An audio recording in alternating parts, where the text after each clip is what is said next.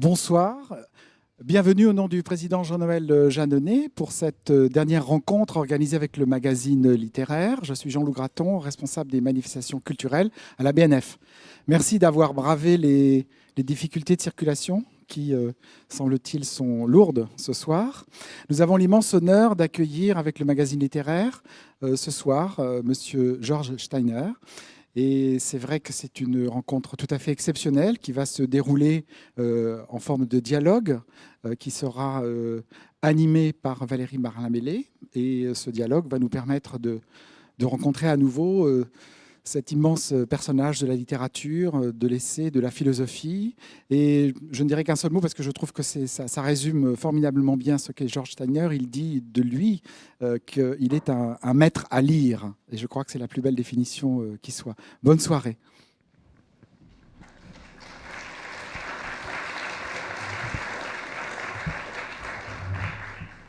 Bonsoir à tous et merci à vous, Georges Steiner, d'avoir accepté l'invitation conjointe du magazine littéraire qui vous consacre donc son dossier de ce mois et de la Bibliothèque nationale de France que vous avez déjà honoré de votre présence.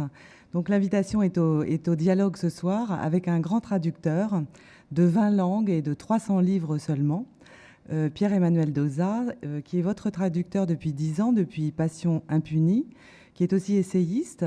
Citons Le Suicide du Christ, paru au PUF en 1998, et tout dernièrement Judas, de l'Évangile à l'Holocauste, aux éditions Bayard. Pierre-Emmanuel Dauzat, bonsoir. Vous avez coordonné le numéro du magazine littéraire et déjà en 2003, celui que vous avez consacré à Georges Steiner au cahier de Lerne. Je vous donne tout de suite la parole en tant que grand connaisseur de l'œuvre que vous êtes pour introduire notre invité. Bonsoir. Nul n'est exempt de dire des fadaises. Ah, pourtant il a... D'accord. Bon, je me rapproche. Nul n'est exempt de dire des fadaises. Le fâcheux est de les dire curieusement. Vous me pardonnerez mes fadaises, j'essaierai de les dire un peu moins curieusement que d'habitude. Je ne suis ni philosophe, ni historien, ni philologue. J'ai donc toutes les compétences pour parler de Georges Steiner, où je n'en ai aucune. Je m'effacerai donc, une fois n'est pas coutume, derrière deux curieux de la scène intellectuelle européenne, un académicien et un ministre des Affaires étrangères. L'académicien, vous le connaissez tous, il s'appelle Erik Orsenna, je pense qu'il est venu ici. Il avait écrit un étrange livre sur la traduction qui s'appelle « Deux étés », où il parlait des malheurs épouvantables d'un traducteur avec son auteur, en l'occurrence Nabokov. Dans ce livre fort singulier, on trouvait cette phrase. « Connaissez-vous Bruce Chatwin ? Connaissez-vous Bruce Chatwin ? C'est un voyageur de la meilleure race. » Les lecteurs français qui ont lu ce petit roman ont été fort dépourvus de trouver cette allusion à Bruce Chatwin quand ils venaient de lire quelques pages directement empruntées à Après Babel. Par la grâce d'un traducteur allemand, le texte en langue allemande est devenu « Connaissez-vous Georges Steiner, le promeneur absolu ?» Connaissez-vous Georges Steiner, le promeneur absolu, l'arpenteur de toutes nos cultures, présentes et passées? L'auteur français Erik Orsenna pose cette question dans son roman « Deux étés ». Et là, je m'efface derrière un ministre des Affaires étrangères, en l'occurrence Joschka Fischer, francophone, ministre des Affaires étrangères du gouvernement Schröder, qui faisait partie d'un jury qui a remis le prix Ludwig Born à Georges Steiner il y a 3 ans. Ludwig Born, le connaissez-vous? Je ne suis pas sûr que malgré ses lettres de Paris, il soit encore beaucoup lu en France. En revanche, Ludwig Born est je vous dirais simplement 2 choses. C'était un juif libéral converti au christianisme et un juif libéral ami de Heine qui a écrit dans une langue qui n'était pas son genre, c'est-à-dire le français. Ludwig Born, donc, c'est un signe honneur d'avoir donné son nom à un prix décerné à Georges Steiner. Et voici les commentaires qu'il a inspirés à Joschka Fischer. Connaissez-vous Georges Steiner? Je ne répète pas la question. Aujourd'hui, le prix est décerné à Georges Steiner. Nous rendons ainsi hommage à un éminent savant, un illustre écrivain et essayiste, un maître du mot, un esprit fin et parfois provocateur. Si ça n'avait tenu qu'à moi, j'aurais dit souvent provocateur, mais je n'ai pas le droit d'intervenir dans la prose ministérielle. Donc, il est parfois provocateur, qui se distingue par sa grandeur, même dans l'erreur. Je rappellerai simplement que Errata, sous-titré Récit d'une pensée, est tout entier construit, et probablement le seul livre autobiographique construit sur l'idée chère à Heidegger que aux grandes pensées sont assorties les grandes erreurs. Qu'il mérite un prix, rajoutait Joschka Fischer, cela ne fait pas de doute. Mais un panégyrique de George Steiner doit presque inévitablement débuter par la question d'Orsena. Connaissons-nous George Steiner? Nous est-il possible de le connaître? Là, j'ai ma petite idée, mais je vous la réserve pour la fin. On a beaucoup écrit sur George Steiner. Les opinions sont fortement divergentes à son sujet. La plupart des critiques parviennent mal à le saisir dans toute sa complexité, ce que nous avons essayé de faire dans le magazine littéraire, j'espère pas trop mal. Et Joschka Fischer enchaîne sur l'entêtement de George Steiner, parfois élitaire. Je pense que ce sont des mots qui ne sont pas pour vous déplaire. Steiner lui-même reconnaît avec franchise, et je vais m'arrêter là pour cette présentation, « Je préfère prendre des risques énormes, dit George Steiner. Certes, il a pu y avoir des erreurs, des imprécisions. Un livre qui mérite d'être un compagnon de vie est le fait d'une voix unique, le fait d'une passion, le fait d'une persona. Ce genre de point de vue provoque la science et la critique, et ce, délibérément. » Ce qui frappe dans l'itinéraire de George Steiner, et si j'ai cité Joschka Fischer, c'est simplement pour souligner cet aspect-là, c'est d'abord la longévité d'une carrière intellectuelle, sa dimension européenne absolument permanente et de plus en plus décisive. La même année paraissent en Italie, en Hollande, en Allemagne, en France, en Angleterre, des livres qui suscitent des critiques et des débats. Et la dernière chose que je voudrais dire et qui me frappe d'autant plus, c'est qu'à l'heure où des philosophes de pacotille nous vendent de la sagesse, j'ai l'impression qu'il y a une chose de fondamentale chez George Steiner, c'est son côté profondément déraisonnable, son refus de la sagesse, ou alors c'est une sagesse, pour reciter Montaigne que je citais au début, qui est une sagesse rude et renfrognée, dont lui seul est le maître et qui ne fait aucune concession à l'air du temps. Un mot simplement sur le thème que nous avons choisi pour le magazine littéraire. Steiner, donc, actualité européenne. Steiner, auteur de réflexions sur l'Europe qui sont profondément d'actualité avec la crise que traverse l'Europe aujourd'hui, mais aussi Steiner, penseur de ce que la culture peut apporter d'espoir et de barbarie. Je voudrais simplement évoquer la naissance de ce cahier d'une seule image qui hante les livres de Steiner du début jusqu'à la fin. Je pense que c'est l'image par laquelle j'ai découvert l'œuvre de George Steiner. J'ai compris bien plus tard ce qu'elle voulait dire. À 15 km de Weimar, un camp, Buchenwald.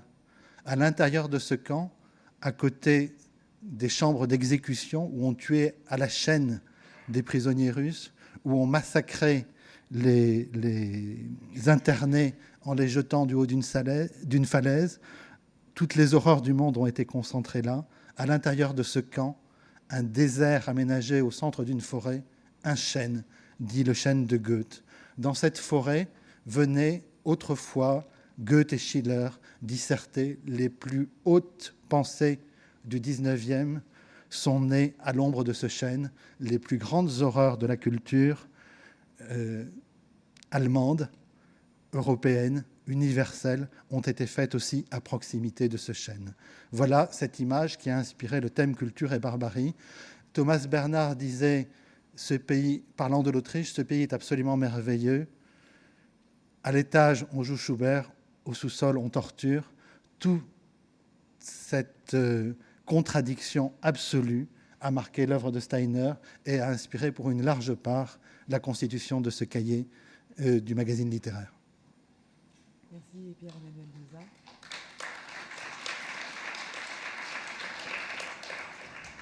George Steiner, est-ce que vous auriez envie de dire un mot de ce numéro? Un mot, merci. Merci de tout cœur. C'est la sensation de passer devant un kiosque et de voir son visage est très compliqué.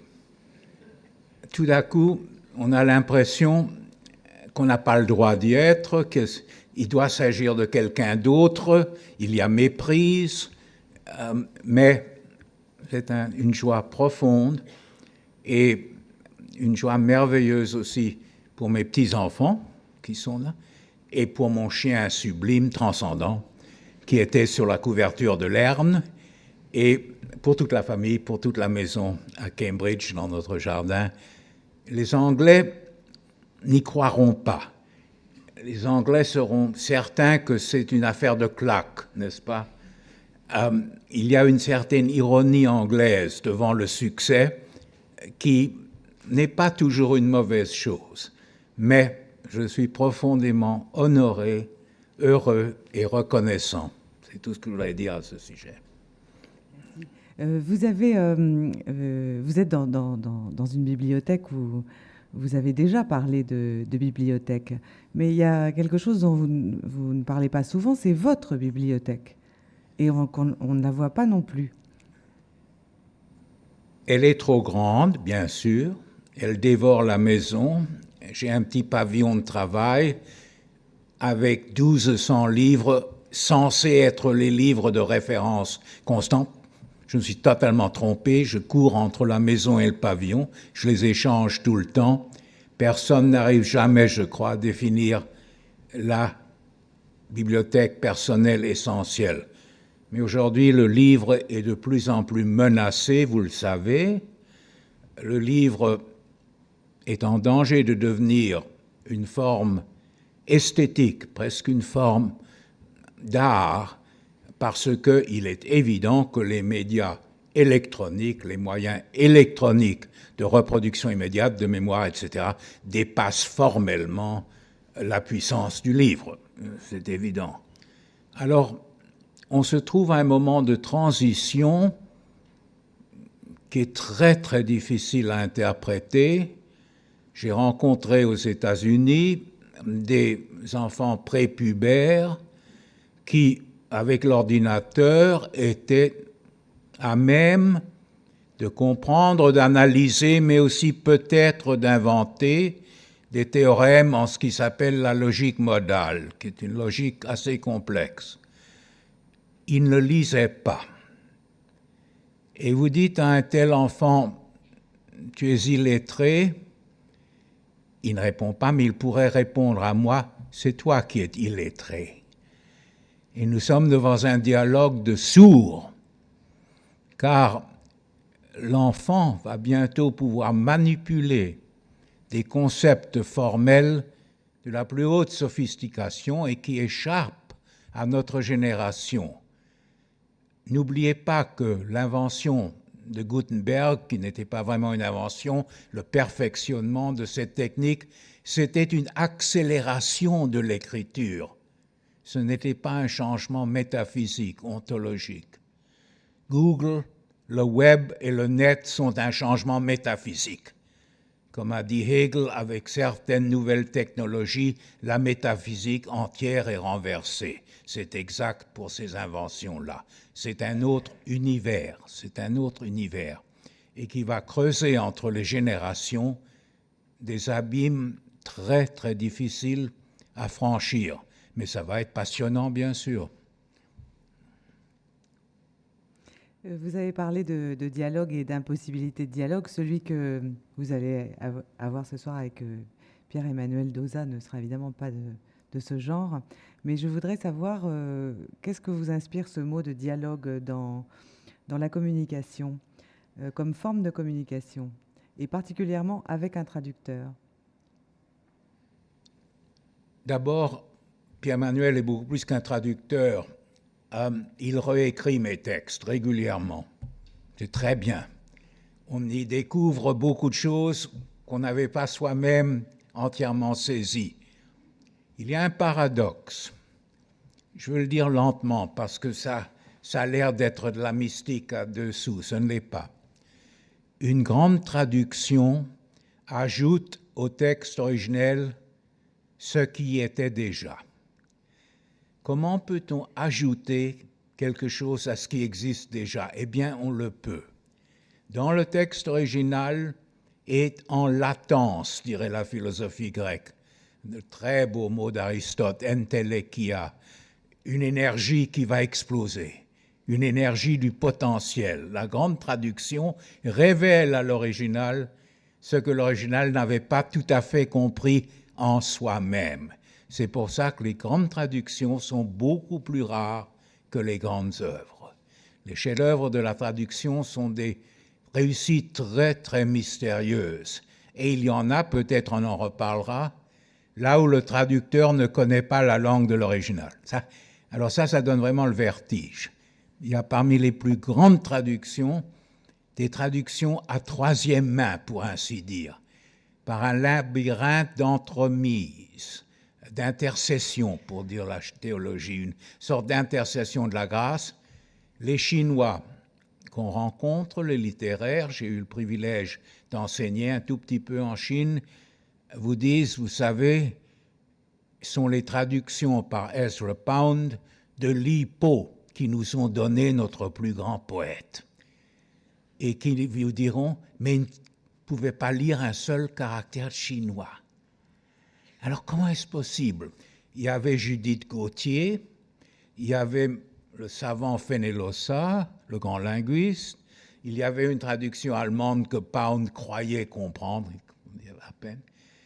Et tout d'un coup vient son livre Café, Cathay, des traductions qui sont parmi les gloires, non seulement de la langue anglo-américaine, mais pour les Chinois, ça leur a rendu une force d'origine et de création. Et ça arrive assez rarement, mais ça arrive. Et alors on commence à croire à la grande théorie de Walter Benjamin qu'au fond de toutes les langues, les 20 000 langues de cette petite planète, il y a une langue perdue, première, et que la grande traduction fait le plongeon vers cette langue perdue et remonte à la surface de la traduction. C'est une image, mais elle est très suggestive. Vous avez dédié votre dernier livre, 10 raisons possibles entre parenthèses, à la tristesse de penser, en édition bilingue français-anglais, paru aux éditions Albin Michel, à Pierre-Emmanuel Dauzat, qui va peut-être nous raconter comment il a rencontré George Steiner. La rencontre de George Steiner est quelque chose de très compliqué. J'ai l'impression d'avoir toujours lu George Steiner. Je faisais allusion tout à l'heure à cette image de Buchenwald. Je pense que les interrogations adolescentes ont fait que, pensant à la tragédie de la mort, j'ai lu La mort de la tragédie en pensant que j'allais trouver une réponse à mes questions. J'ai lu ensuite, après d'autres livres, comme Le Château de Barbe Bleue, les notes sur la définition de la culture.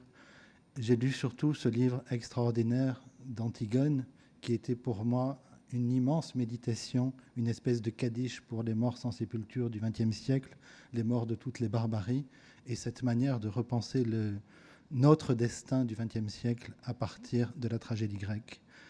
Mais George Steiner parlait tout à l'heure de grâce. Il y a dans la traduction, en effet, la grâce. Je pense que le traducteur et l'auteur sont séparés par une langue commune et que ce fossé est absolument irrémédiable et infranchissable. C'est là où la grâce intervient de manière absolument décisive. Il y a la grâce prévenante, comme disait saint Augustin, qui est celle de l'auteur. Il y a la grâce opérante, qui est celle du traducteur. Ça correspond en gros à la grâce au libre arbitre. Et puis, il y a la grâce coopérante, qui celle-ci est donnée par l'éditeur. Il doit y avoir quelques éditeurs ici, et je pense qu'ils savent ce que je veux dire. La possibilité pour un auteur de s'entendre avec un traducteur, c'est quelque chose qui tient un petit peu du miracle, d'autant que plus on se rapproche de la pensée d'un auteur, plus on se sent à distance. En l'occurrence, il faudrait penser au paradoxe de Zénon, avec la distance est impossible à parcourir. Plus le lièvre se rapproche de la tortue, plus il lui reste une distance infinie à parcourir, et donc il y a cette distance-là. Je voudrais simplement, pour aborder cette question-là par un petit détour, vous citer deux apologues qui sont de traducteurs très célèbres et qui disent bien ce que l'on ressent quand on traduit un auteur qui existe réellement comme George Steiner, qui ne cherche pas à s'effacer devant un traducteur d'occasion, puisqu'au demeurant, tout traducteur est d'occasion. La péremption de la traduction est malgré tout plus rapide que celle des œuvres originales. La dernière fois que j'ai eu l'occasion de présenter George Steiner, j'avais cité un apologue du génial, un apologue du traducteur du génial Lobo Antunes, et je dois dire que le traducteur est tout à fait remarquable. Un traducteur très épris, très admiratif de son auteur frappe à la porte. L'auteur demande « Qui c'est ?» Le traducteur répond « C'est moi ». L'auteur se tait, très triste. Le traducteur s'en va fréquenter les bars et les bibliothèques. Les traducteurs aiment généralement beaucoup les bars. Il revient après quelques vers, frapper à la porte de son auteur. Toc toc, qui est là? Et le traducteur répond, c'est toi, la porte s'ouvre. Ce qui se passe à l'intérieur de la maison est quelque chose de tout à fait singulier. Et en effet, George Steiner rappelle souvent que rares sont les traducteurs qui ont donné des éléments sur leur méthode de travail, et c'est quelque chose d'extrêmement difficile et rare à aborder. En revanche, il y a une chose qui est certaine, c'est que de la maison sort d'abord l'auteur ou d'abord le traducteur. Si sort d'abord le traducteur, c'est en un sens qu'il a raté sa mission. C'est en un sens que l'auteur est devenu le nègre du traducteur. Un autre traducteur remarquable de l'espagnol a écrit un petit roman fort drôle qui s'appelle Le nègre du traducteur, où en fait il a recréé ses auteurs à son image parce qu'il n'était pas tout à fait satisfait de son auteur. En revanche, si c'est l'auteur qui sort le premier, le traducteur risque d'apparaître comme un animal de compagnie. Certains en ont l'âge, d'autres en ont le goût. Ça n'est pas le cas de la majorité des traducteurs. Il y a alors cette possibilité très étrange d'une alchimie. De nouveau, ça tient de la grâce, mais avec toujours ce risque fort étrange, c'est-à-dire, Pontalis, je crois, disait dans un de ses textes sur la traduction de Freud, un traducteur doit être doué de la capacité infinie d'être triste. Longtemps, je me suis demandé s'il y avait une alternative à sa tristesse, à la tristesse de la traduction. La tristesse de la traduction est l'une des choses les plus profondes que je connaisse, qui est probablement à l'égal de la jubilation extrêmement profonde de l'auteur et du créateur. Je pense simplement, et j'en terminerai là-dessus, nous revenons subrepticement à notre académicien Éric Orsena qui parlait de Nabokov. Dans ce texte-là, il avait trouvé dans les pages de Steiner une très très belle citation de Nabokov qui est aussi profondément triste et qui dit « Au fond, le sentiment d'échec de tout traducteur. La traduction, demande Nabokov, sur un plat, la tête pâle et grimaçante d'un poète, cri d'ara, jacassement de singe, profanation des morts. Je suis ravi de vous savoir bien vivant. Dans Maître et disciple, vous avez décliné toutes les façons pour un maître de tuer un élève ou pour un élève de tuer le maître. Il semble qu'il y ait une troisième voie entre le traducteur animal de compagnie et l'auteur nègre du traducteur. Au-delà de la langue commune qui sépare l'auteur du traducteur, reste la communauté de langue, faite de cette différence et de cette dissymétrie fondamentale. Reprenant le titre de vos mémoires, Errata, qui est vraiment un livre que j'affectionne particulièrement. Je dirais, en bon disciple de Marx, qu'on distingue un auteur d'un traducteur au degré d'erreur qu'on tolère chez lui. À l'auteur, les grandes erreurs, au traducteur, les petites. Merci beaucoup. Je crois si vous voulez dire un mot peut-être, où on va tout de suite passer les extraits audiovisuels que vous avez choisis, Pierre-Emmanuel Dauzat, et qui sont extraits dans des missions océaniques qui ont été réalisées en 1987. Est-ce que vous pouvez nous les présenter un peu avant qu'on les projette? Alors, nous avons choisi délibérément 2 extraits qui remontent à près de 20 ans, du temps où la culture existait encore dans les médias français, du moins à la télévision et à la radio. 2 extraits assez forts, assez saisissants, où vous verrez George Steiner, une première fois en compagnie de l'un de ses amis d'élection, de l'un de ses principaux interlocuteurs, qui a été Pierre Boutang. Pierre Boutang, que vous connaissez peut-être par ses études sur Maurice Sèvres, que vous connaissez peut-être par des petits pamphlets qu'il a fait, que vous connaissez peut-être par un immense livre qui aurait mérité d'être amputé de quelques notes en bas de page particulièrement scabreuses, mais un personnage dont George Steiner a dit depuis toujours que c'était l'un des plus grands philosophes. Je veux parler donc de Pierre Boutang et de ce livre qui s'appelle « L'ontologie du secret ». Le dialogue qui a eu lieu entre George Steiner et Pierre Boutang était à l'occasion de la parution du livre qui a rendu célèbre en France George Steiner. C'est un livre à la fois extrêmement séduisant et extrêmement difficile, qui est Les Antigones. L'autre extrait est tout aussi saisissant et impressionnant.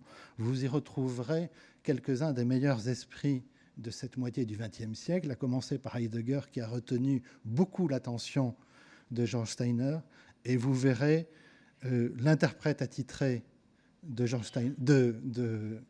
Heidegger en France, Beaufray. Vous verrez l'un des meilleurs disciples de Raymond Aron, disciple d'extrême gauche, qui est André Glucksmann, et vous verrez George Steiner qui explique ce qu'il faut retenir de Heidegger, ce que c'est qu'une erreur en philosophie et pourquoi il y a des choses profondément insupportables dans certaines attitudes de Heidegger.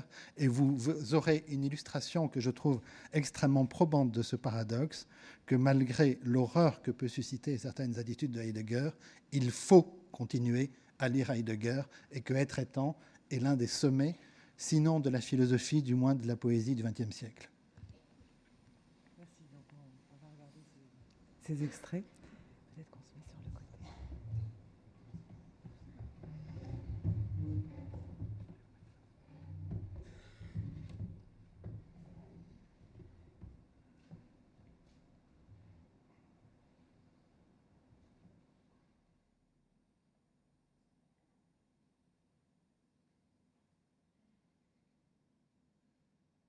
Pour moi, la découverte de Pierre Boutang, elle remonte presque à ma jeunesse, c'est-à-dire, ça a été l'homme qui a présenté Maurice Ève et la délie. Aujourd'hui, c'est une mode immense que ce poète, il a été l'un des tout premiers. Et puis un jour, je découvre, c'est prétentieux, on évoque pour moi un livre qui s'appelle L'ontologie du secret, qui est moi un des très grands chefs-d'œuvre de toute la pensée moderne. Ce livre, qui est lui-même une métaphore de la discrétion et de la profondeur et d'une passion personnelle, j'ai découvert là une voie pour laquelle la question de la présence ou de l'absence de Dieu, dans la langue, dans la pensée, dans l'art, dans la politique, était capitale. Et tout d'un coup, en lisant Boutang, je me suis dit, même si on est un débutant, on n'est plus si seul. Et c'est après qu'on m'a dit, mais faites attention, il y a entre vous des différends politiques et même des questions douloureuses et terriblement tragiques qui sont celles de notre siècle. Ce n'est pas un homme avec lequel vous trouverez un contact. Et au contraire, le contact a été quasi immédiat, chaleureux, sans, je crois, qu'il y ait entre nous compromission sur l'essentiel. Il y a entre nous des abîmes terribles de réalité. Mais à travers ces abîmes, nous sommes tous les deux, j'espère, des gens très joyeux au fond et très sérieux.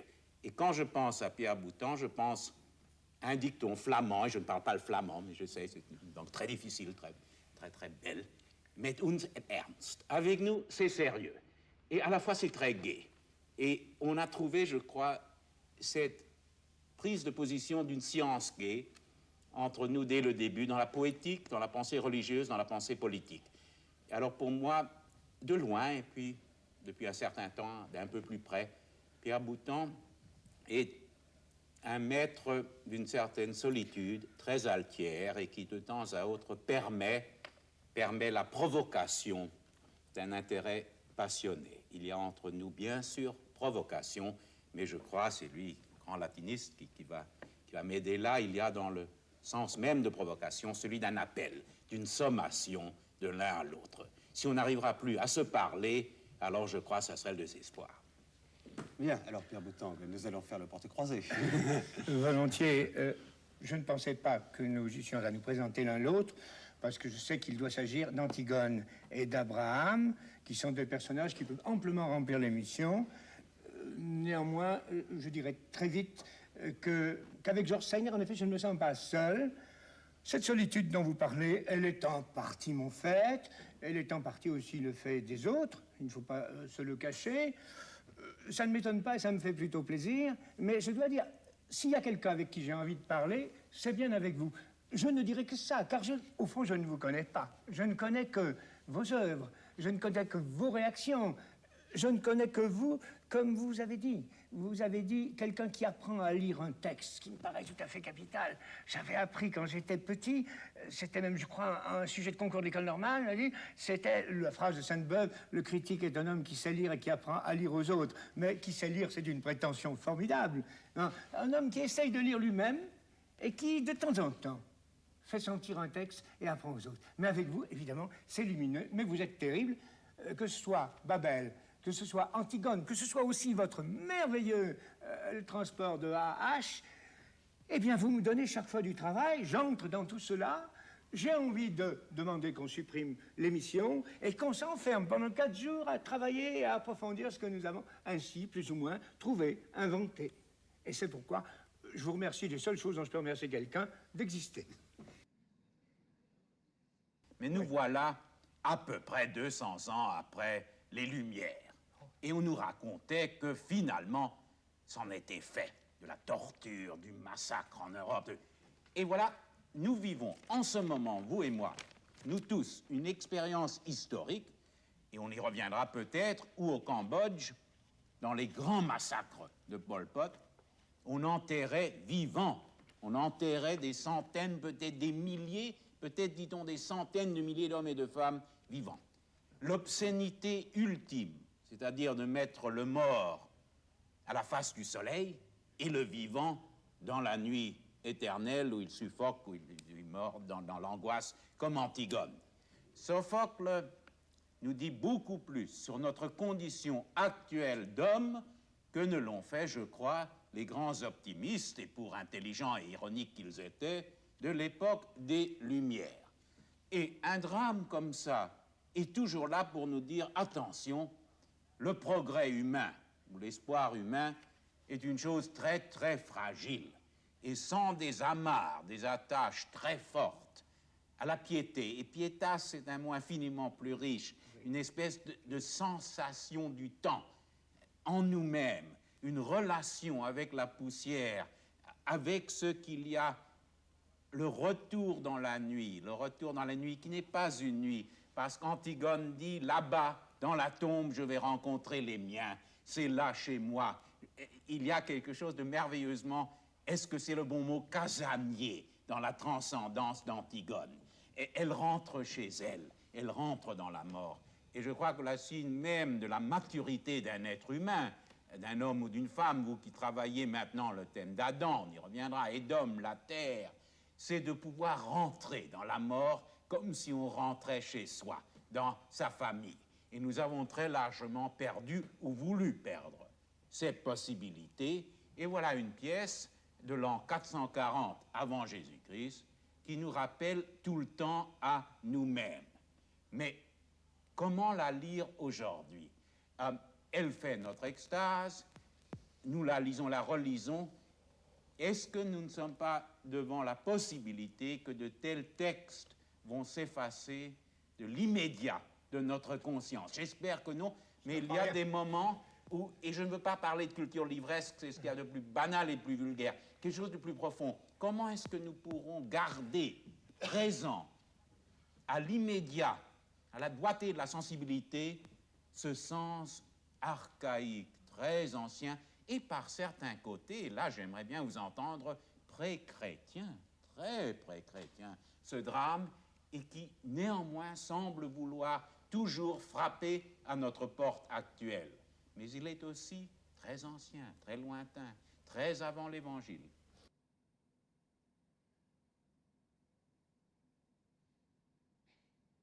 Die entscheidende Erfahrung meines Denkens.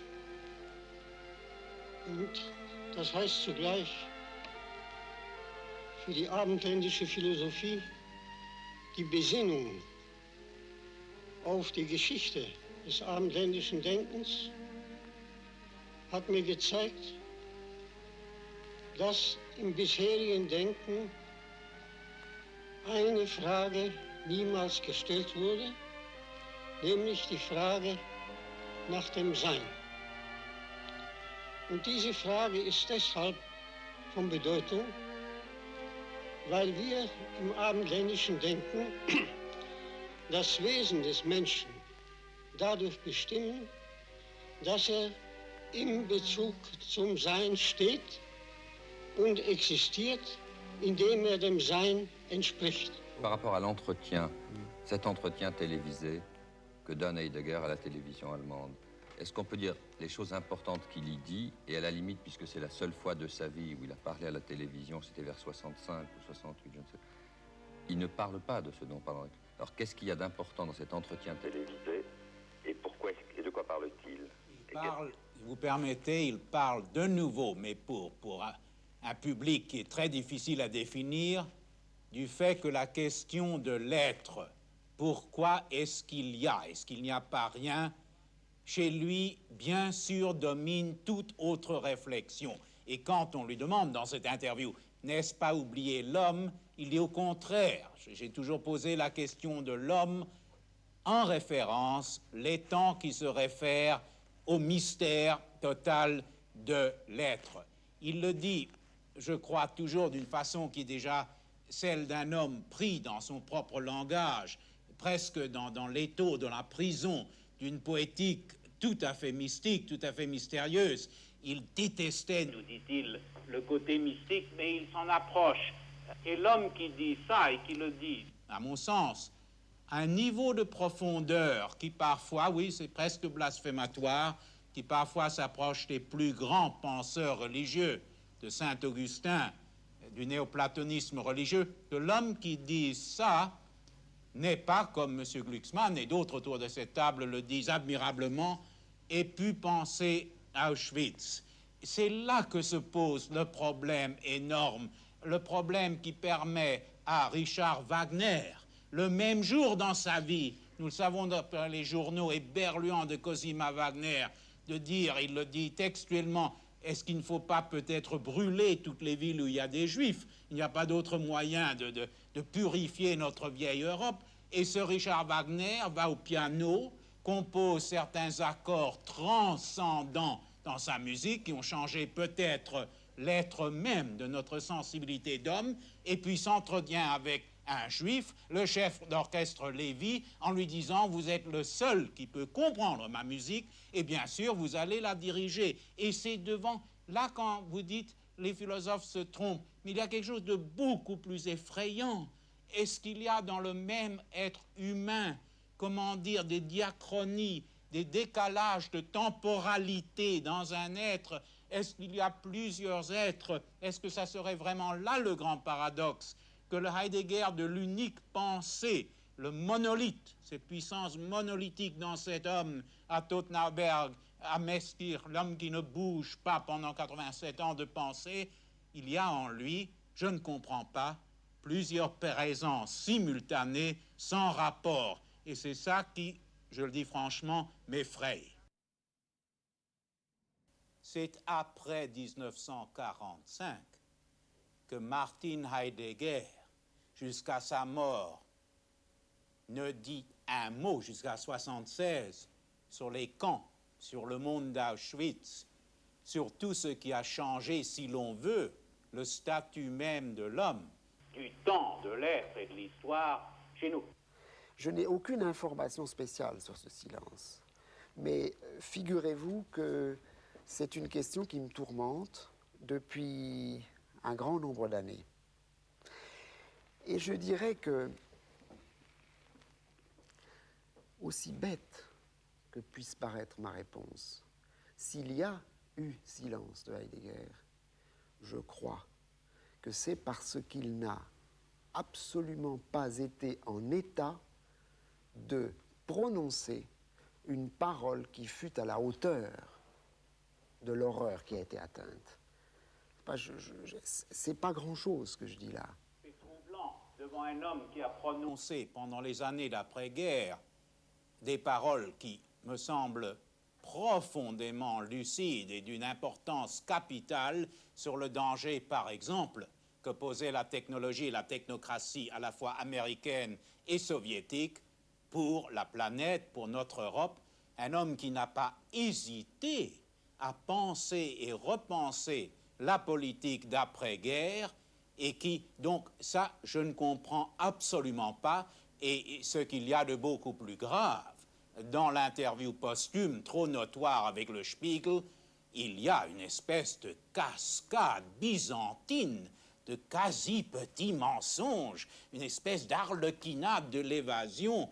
Qu'est-ce qu'on dirait, qu'est-ce qu'on dit? Comme vous, j'en suis absolument angoissé, et peut-être pourrons-nous revenir plus tard dans notre discussion à certains des très grands poètes, à certains des très grands artistes, à Celan, à René Char, à d'autres qui ont aussi essayé de penser ce problème, Heidegger et le silence.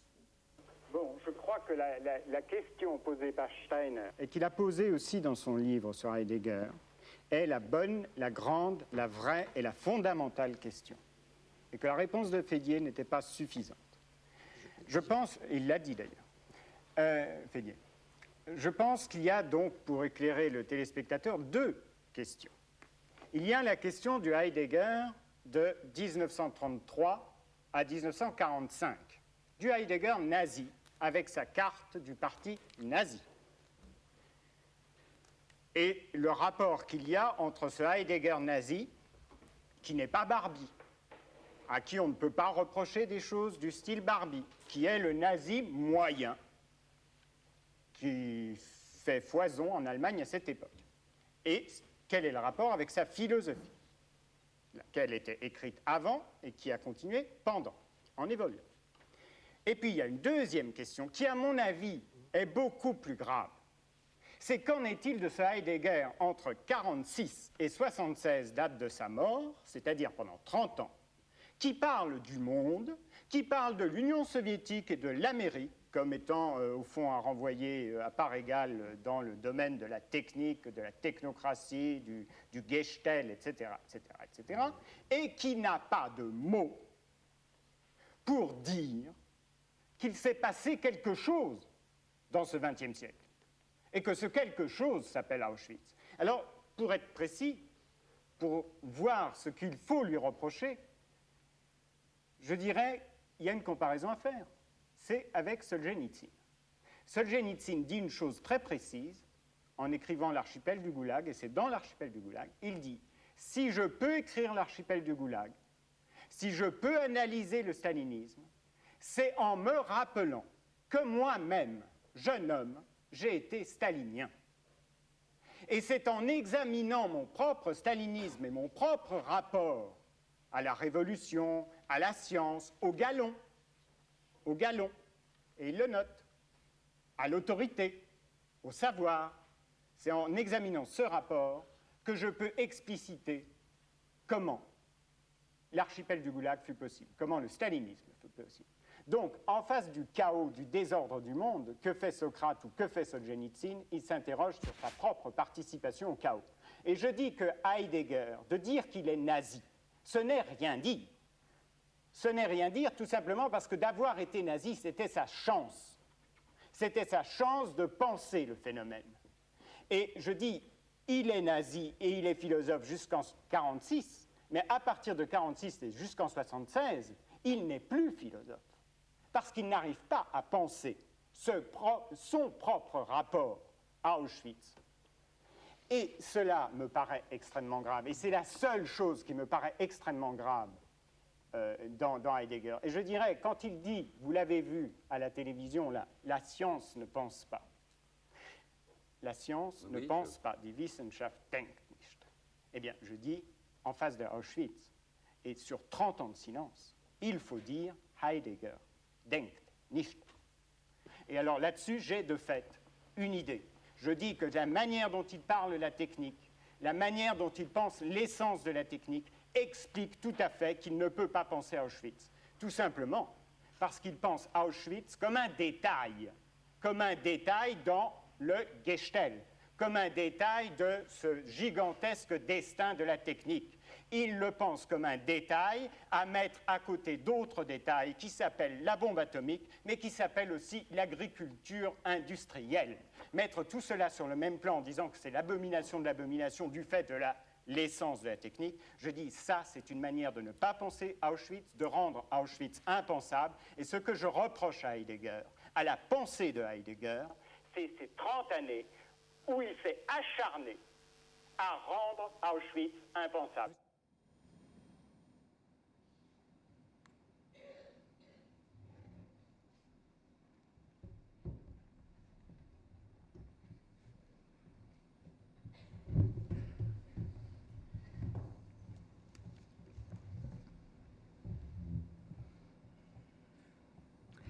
George Steiner, dans Errata, récit d'une pensée, vous écrivez à propos de Pierre Boutan, qu'on a vu en première partie, « Les débats que nous avons eus, tant en public qu'en privé, comptent parmi les heures stellaires de ma vie. » Comment certaines de vos amitiés intellectuelles ont-elles pu franchir ce que vous avez appelé des abîmes vous-même? Il ne faut jamais négocier ses passions. Jamais. Quand on a la chance d'être saisi par une passion, il faut essayer de la vivre à tout prix.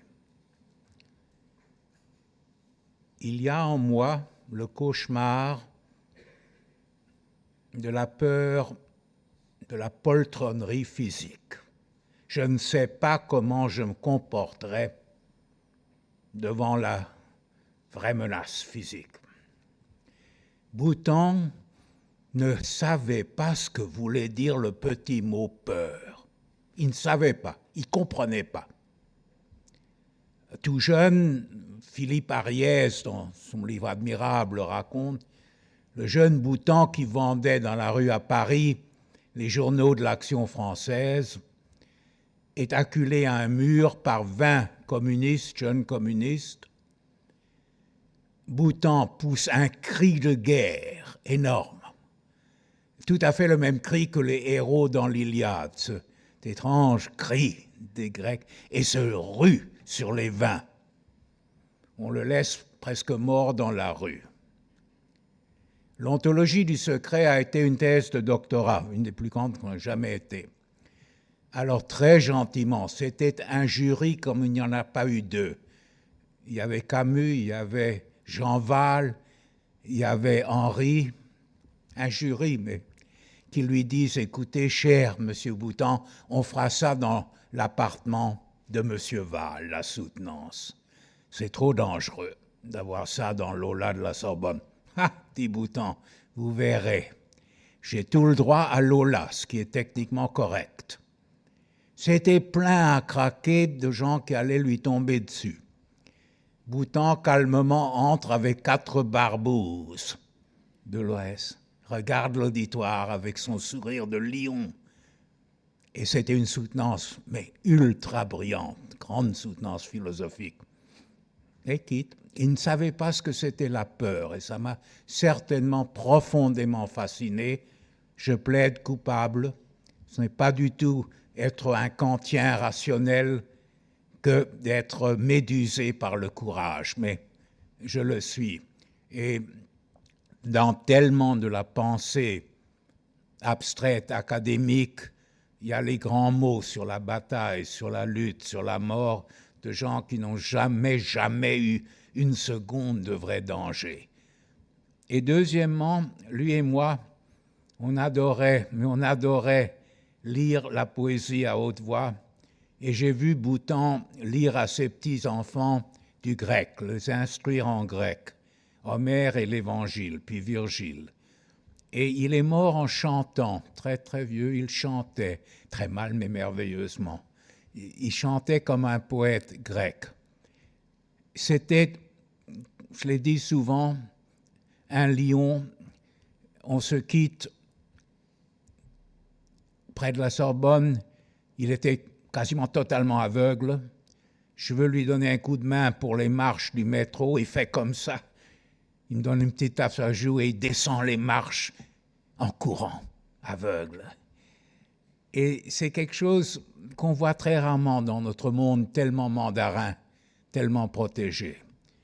Il y avait ça, et nous étions tous les deux convaincus que, on y reviendra peut-être pour quelques instants, L'horreur de notre époque, l'horreur sans fin, a été parfaitement prévue par un penseur comme Joseph de Maistre, qui a dit « le XXe siècle va noyer dans son sang », et M. Voltaire, et M. Rousseau, et M. Jefferson, non merci. L'énorme erreur de la raison, l'énorme erreur de l'optimisme rationnel, ce sont les âmes qui ont connu la damnation. Que dit Baudelaire? De Maistre, seul clairvoyant. Baudelaire aussi a vu très, très clair. Alors, il y avait chez Boutan et moi ce sentiment qu'il faut un peu dire la vérité sur notre condition. Ceci dit, il y a le mystère de son royalisme, parfois certainement antisémite. Il voulait libérer Maurras. Quelle idée! Lui et une bande d'OAS voulaient libérer Maurras de la prison. Ils auraient peut-être réussi, mais ça a été deviné par la police et ça a été déjoué. C'était un condottiere, c'est le seul mot, un vrai condottiere de la pensée. J'ai eu d'autres rencontres de l'autre bord, ça m'a beaucoup coûté, ça indigne les gens. Il y a eu pire, vous le savez, même que Boutan. Sorry, on ne peut pas négocier ces folies. Et quelqu'un qui n'a pas eu dans sa vie des grands mouvements irrationnels, des grands mouvements de subversion du bon sens, a eu, à mon sens, une vie très grise.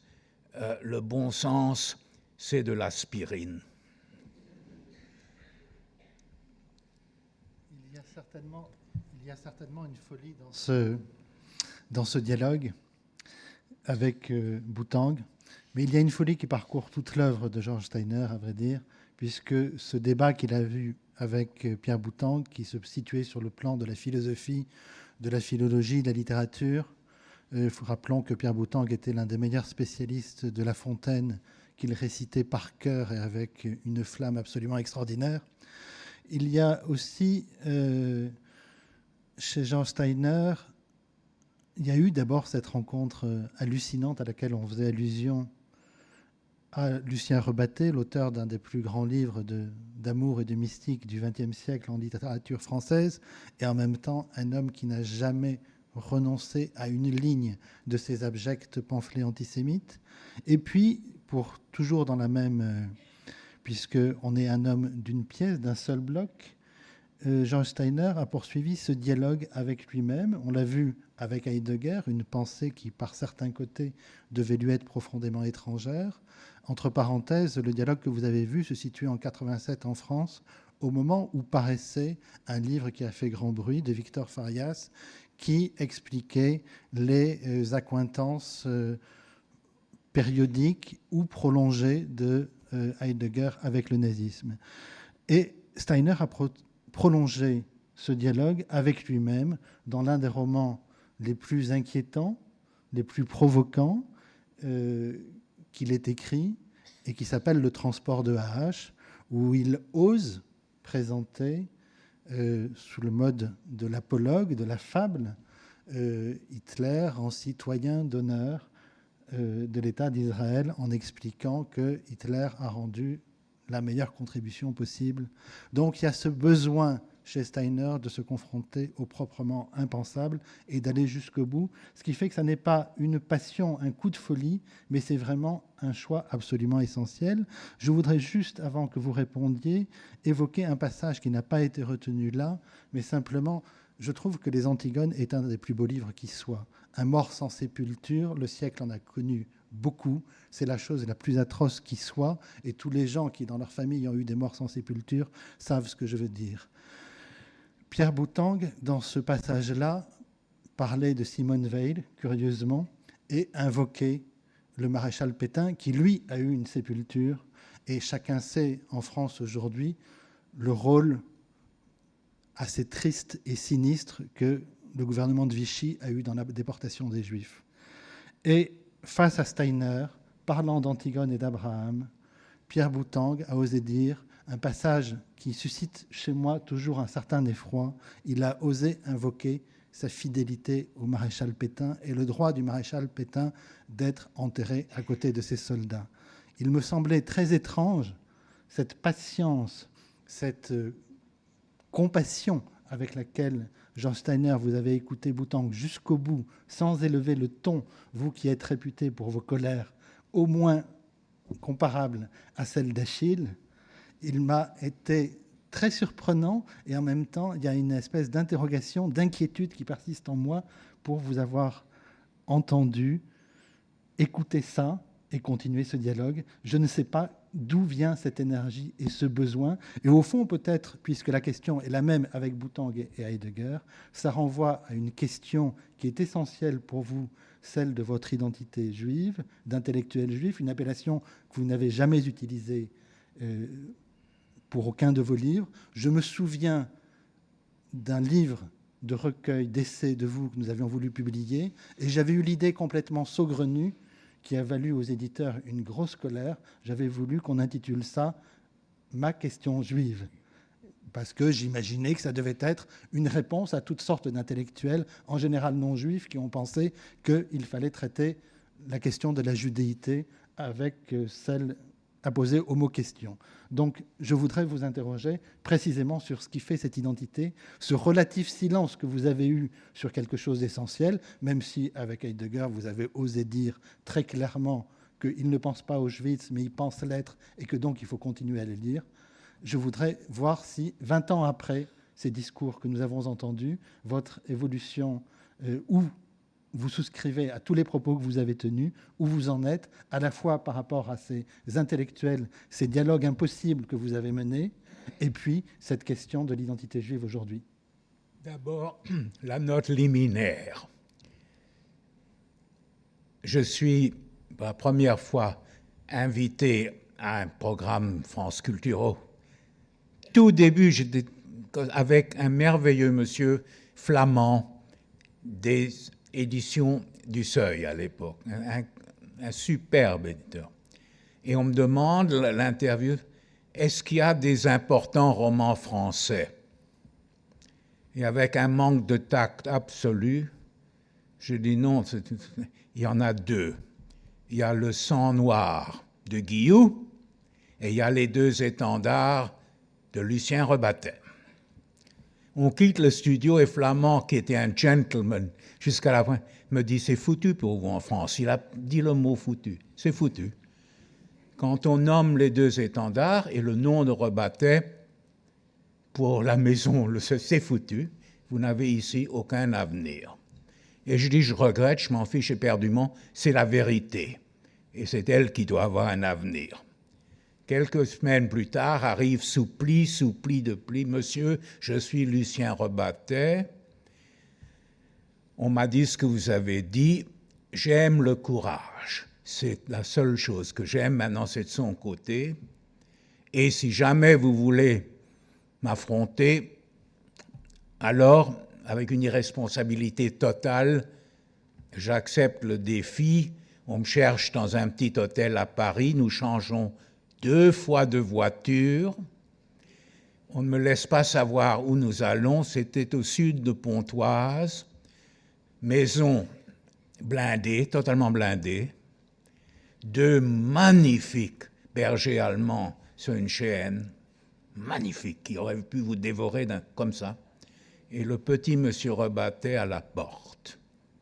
Et je lui dis avant d'entrer, je suis juif et vous êtes le dernier des salauds. Parce que c'était un tueur, lui. Lui, avec je suis partout, c'était un tueur. Et il dit, je vous comprends, mais peut-être on peut parler en ennemi. Et voilà.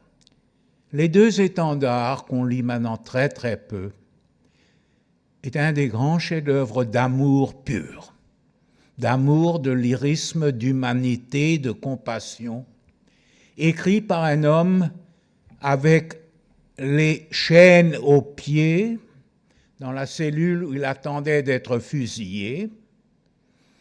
Il a écrit ça sur des petits bribes de papier de toilette et des gardiens, d'ailleurs très pro-Vichy, les gardiens, attention. Les gardiens aidaient les collaborateurs dans la prison. On fait passer ça.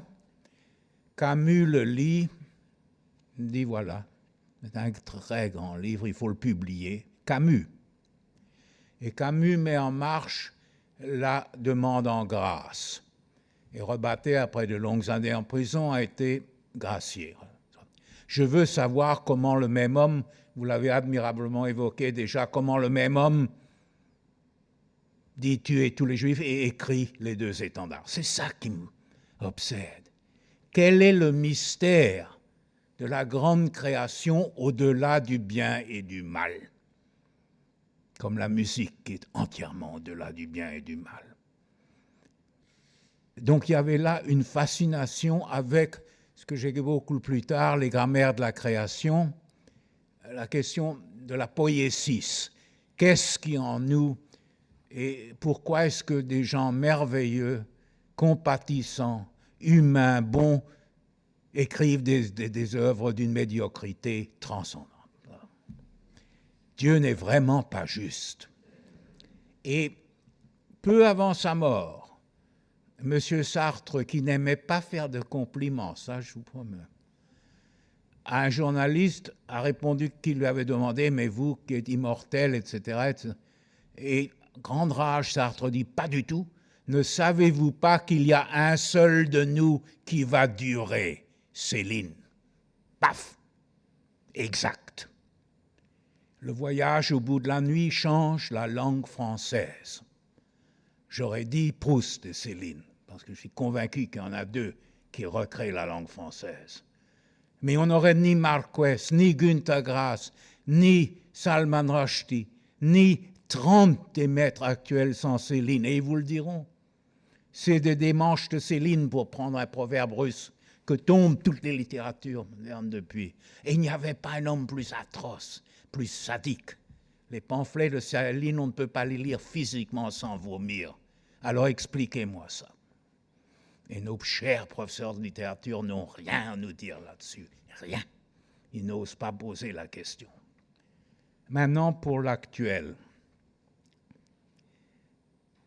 Je me sens vraiment parmi des amis, alors ne vous fâchez pas. Ne vous fâchez pas. Je suis d'un orgueil raciste transcendantal. Pendant 2000 ans, les Juifs n'avaient pas la puissance de torturer autrui. Étant eux-mêmes en danger constant, impuissants, ils n'ont ni torturé ni humilié autrui. C'est pour moi le plus haut titre de noblesse qui soit. Il n'y a pas un duc d'Angleterre, pas un pair de France, pas un Nobel auquel se compare ce titre de noblesse de ne pas avoir torturé ni humilié un autre être humain. Vient Israël, et pour survivre, je ne suis pas totalement idiot, je comprends, soulignons 5 fois, pour survivre, Israël doit torturer, doit humilier, pour survivre. Et avec ça, disparaît ce titre de noblesse infinie que nous avons porté dans la souffrance. Alors, aujourd'hui et maintenant, et ce n'est que très très tard, Pierre-Emmanuel, dans ma vie, que la conviction m'est venue que je ne crois pas qu'il y a d'avenir pour le juif en Europe, ne vous fâchez pas. La montée de l'antisémitisme partout, sauf encore dans la petite Angleterre, c'est une question très compliquée celle-là, quoiqu'il y ait des bribes même là. Sauf dans la petite Angleterre, le danger monte et monte. Je ne crois pas qu'il y a d'avenir. Il faut avoir le bagage prêt à chaque moment pour quitter. Bien. D'où ma conviction profonde qu'il faut apprendre à être un invité des êtres humains, des autres. Nous sommes des invités de la vie. Nous sommes des invités de cette planète que nous sommes en train de ravager d'une façon incroyablement sordide. Nous sommes jetés, ça c'est le mot de Heidegger, geworfen dans la vie. Alors il faut apprendre à vivre en invité. On prend son bagage, on va où on peut. Et quelle est la tâche de l'invité? Elle est très belle. Elle est de laisser la maison où il est invité un peu plus riche, un peu plus intéressante qu'il ne l'a trouvée. De contribuer, s'il le peut, à la vie de ses hôtes. Et quand on lui dit « foutez le camp », il ne doit pas hurler, il doit prendre son bagage et dire « merci, c'était très intéressant chez vous, très beau. J'aurais aimé rester, mais je comprends. » Continue. Les arbres ont des racines, donc l'orage les coupe. J'ai des jambes. C'est une avance magnifique, avoir des jambes. On peut courir, on peut découvrir le monde. C'est la tâche de la diaspora juive. Ça ne peut pas être la tâche zioniste, ça ne peut pas être la tâche d'Israël qui va devenir une nation entre les autres nations. Et ça, vraiment, après 5000 ans, survivre pour avoir une bonne équipe de football et une armée superbe, non merci. Non merci. C'est trop peu. Vous voyez mon arrogance. Il faut apprendre à être les invités l'un des autres où nous allons nous tuer les uns les autres. Ça, c'est tout à fait clair. Ça veut dire apprendre les langues, c'est une très belle chose. Oh, c'est une joie sans fin. Ça veut dire être d'accord avec Wittgenstein qu'on pense très bien dans les buffets de gare. Il aimait expliquer ça. Dans les buffets de gare, on peut faire de la très grande philosophie. Ou, si on a les moyens, en dînant au Ritz, comme le faisait Proust. Je n'ai rien contre les hôtels. Rien du tout. Il y en a partout. De mauvais, de bons. Mais apprendre qu'on est l'invité de la vie et de l'existence. Si nous arrivons dans la diaspora à survivre encore un certain moment en donnant cette leçon, c'est trop arrogant de dire, en donnant cet exemple, alors je crois que ça vaudra la peine. Je conclus en disant les deux principes qui maintenant, c'est très tard dans ma vie, qui se sont saisis de moi. Deux principes régissent toutes mes journées. Le premier, il n'y a pas de ville qui ne soit pas, même si on l'aime énormément, qui ne se prête pas au moment où on doit la quitter si elle devient barbare et injuste. 600 professeurs anglais de l'enseignement supérieur sont en train d'essayer de voter un boycott, de ne pas inviter les savants d'Israël, de ne pas publier leurs articles, leurs essais, de ne pas accepter des étudiants venus d'Israël, etc. Pour montrer, pour les Palestiniens, une sympathie, une angoisse compréhensible. Si c'est voté, Oxford et Cambridge, je suis sûr, le rejetteront. Mais si je me trompe, après 45 ans, je démissionne de Cambridge. Ce jour-là, on ne reste pas complice de la barbarie. Premier principe. Et deuxième, qui est très beau, une phrase très simple, Pierre-Emmanuel, du grand penseur de l'hassidisme, le Baal Shem. La vérité doit toujours être en exil. Pour moi, c'est décisif. Attention aux vérités casanières. Attention aux vérités avec des passeports. Attention. La vérité doit toujours être en exil. Et ça, c'est magnifique. Et alors, je me lève du lit et j'essaie de vivre.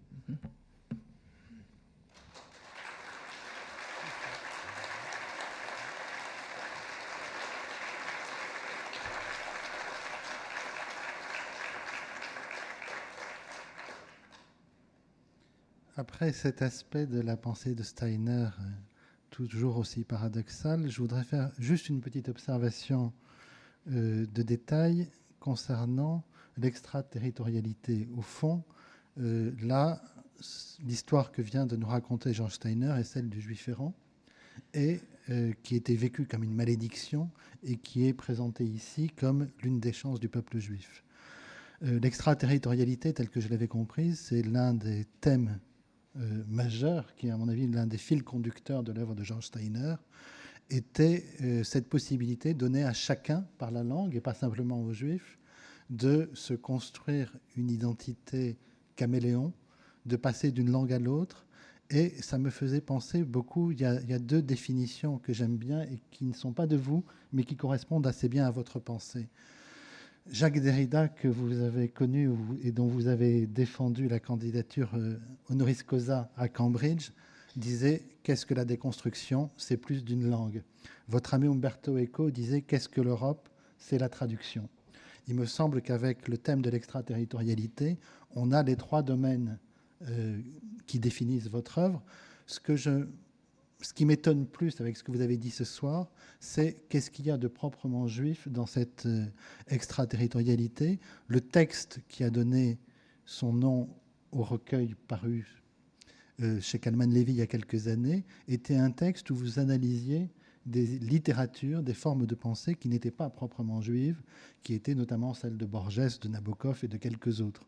Donc qu'est-ce qui, dans l'actualité, dans l'histoire, vous a fait évoluer vers cette pensée d'une extraterritorialité juive? Je me souviens d'une confidence que vous aviez faite, je crois, dans Zerata, en expliquant que le traumatisme pour vous absolu avait été ce qui s'était passé au Cambodge.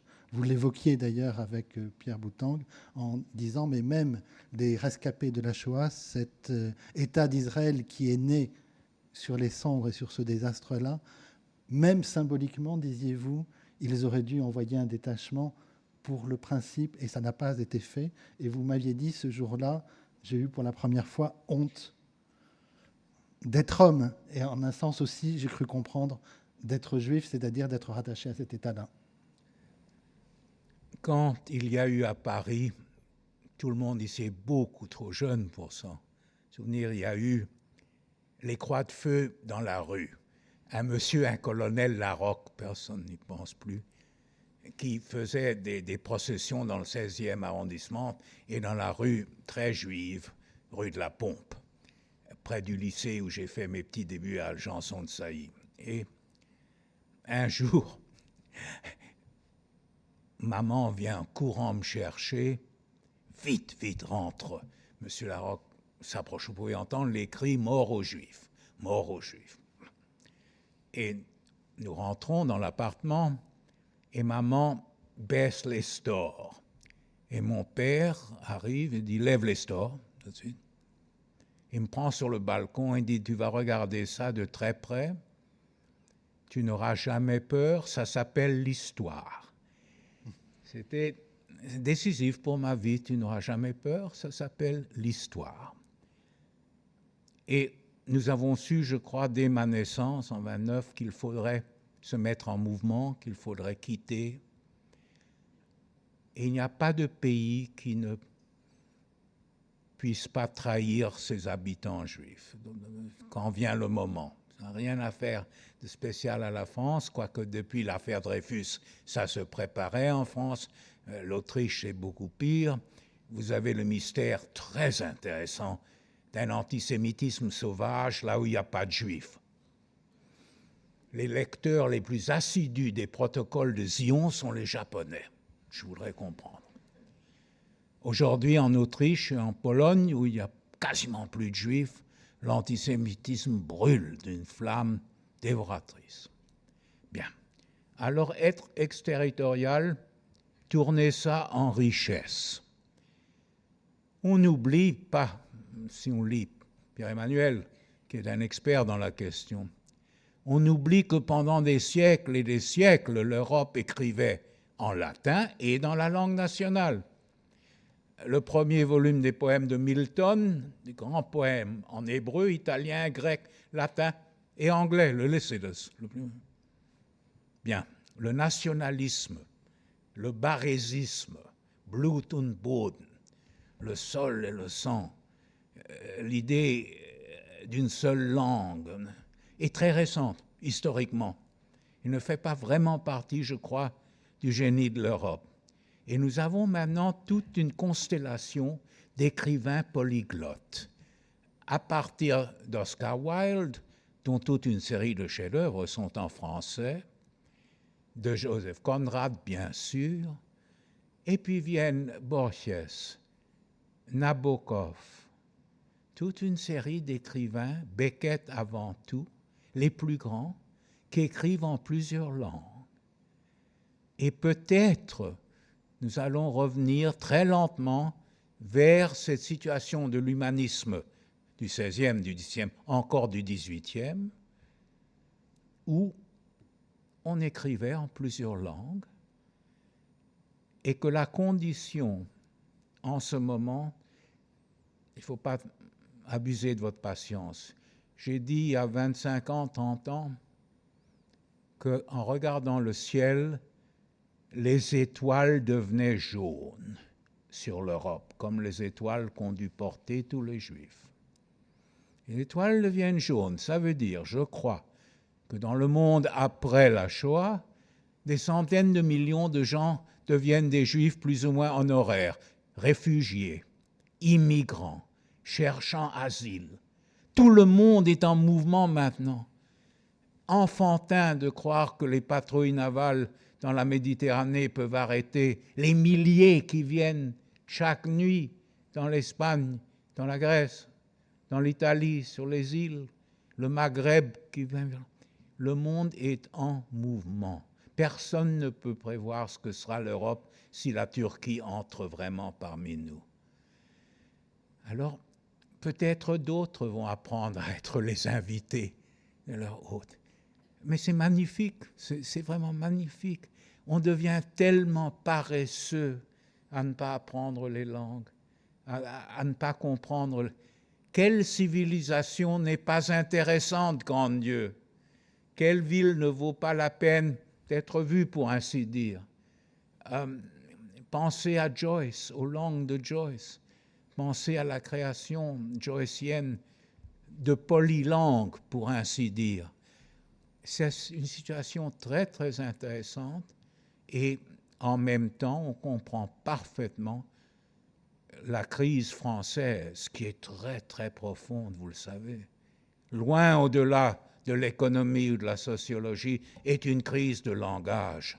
Le français se rétrécit. De plus en plus, on le parle de moins en moins sur la planète. Et ça, c'est une atteinte à l'identité intérieure, viscérale, psychologique, morale. C'est atrocement difficile à vivre ça. La veine folle de l'espagnol, le boomerang de l'Amérique latine, de la Californie et de l'Est des États-Unis revient sur l'Espagne avec un vent de création, de foi, d'intensité, d'orgueil. Quelle bonne chance! 1928, le jeune poète García Lorca se promène à Harlem et déclame un poème. Ici, en quelques années, on parlera espagnol. Exact. Il l'a vu en 28 que New York deviendrait une langue. Le français n'a pas pour l'instant les ventiles de sûreté, les échappatoires, un mot très laid, mais néanmoins, pour que la langue puisse respirer avec confiance. Et ça, croyez-moi, c'est le sujet tabou en ce moment dans toutes ces oisives discussions sur la soi-disant crise française.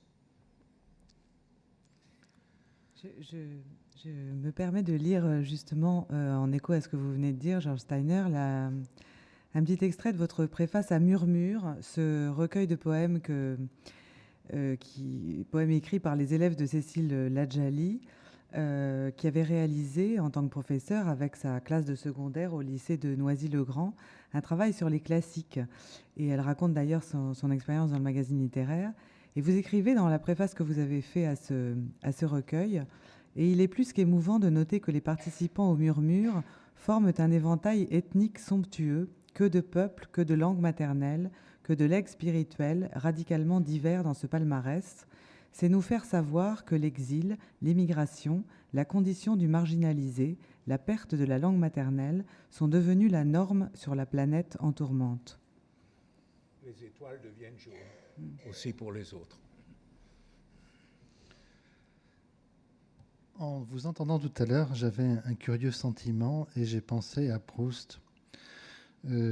Pas parce que vous l'avez opposé à Céline. Moi, dans les inventeurs de la langue française du XXe siècle, j'aurais volontiers rajouté Giono.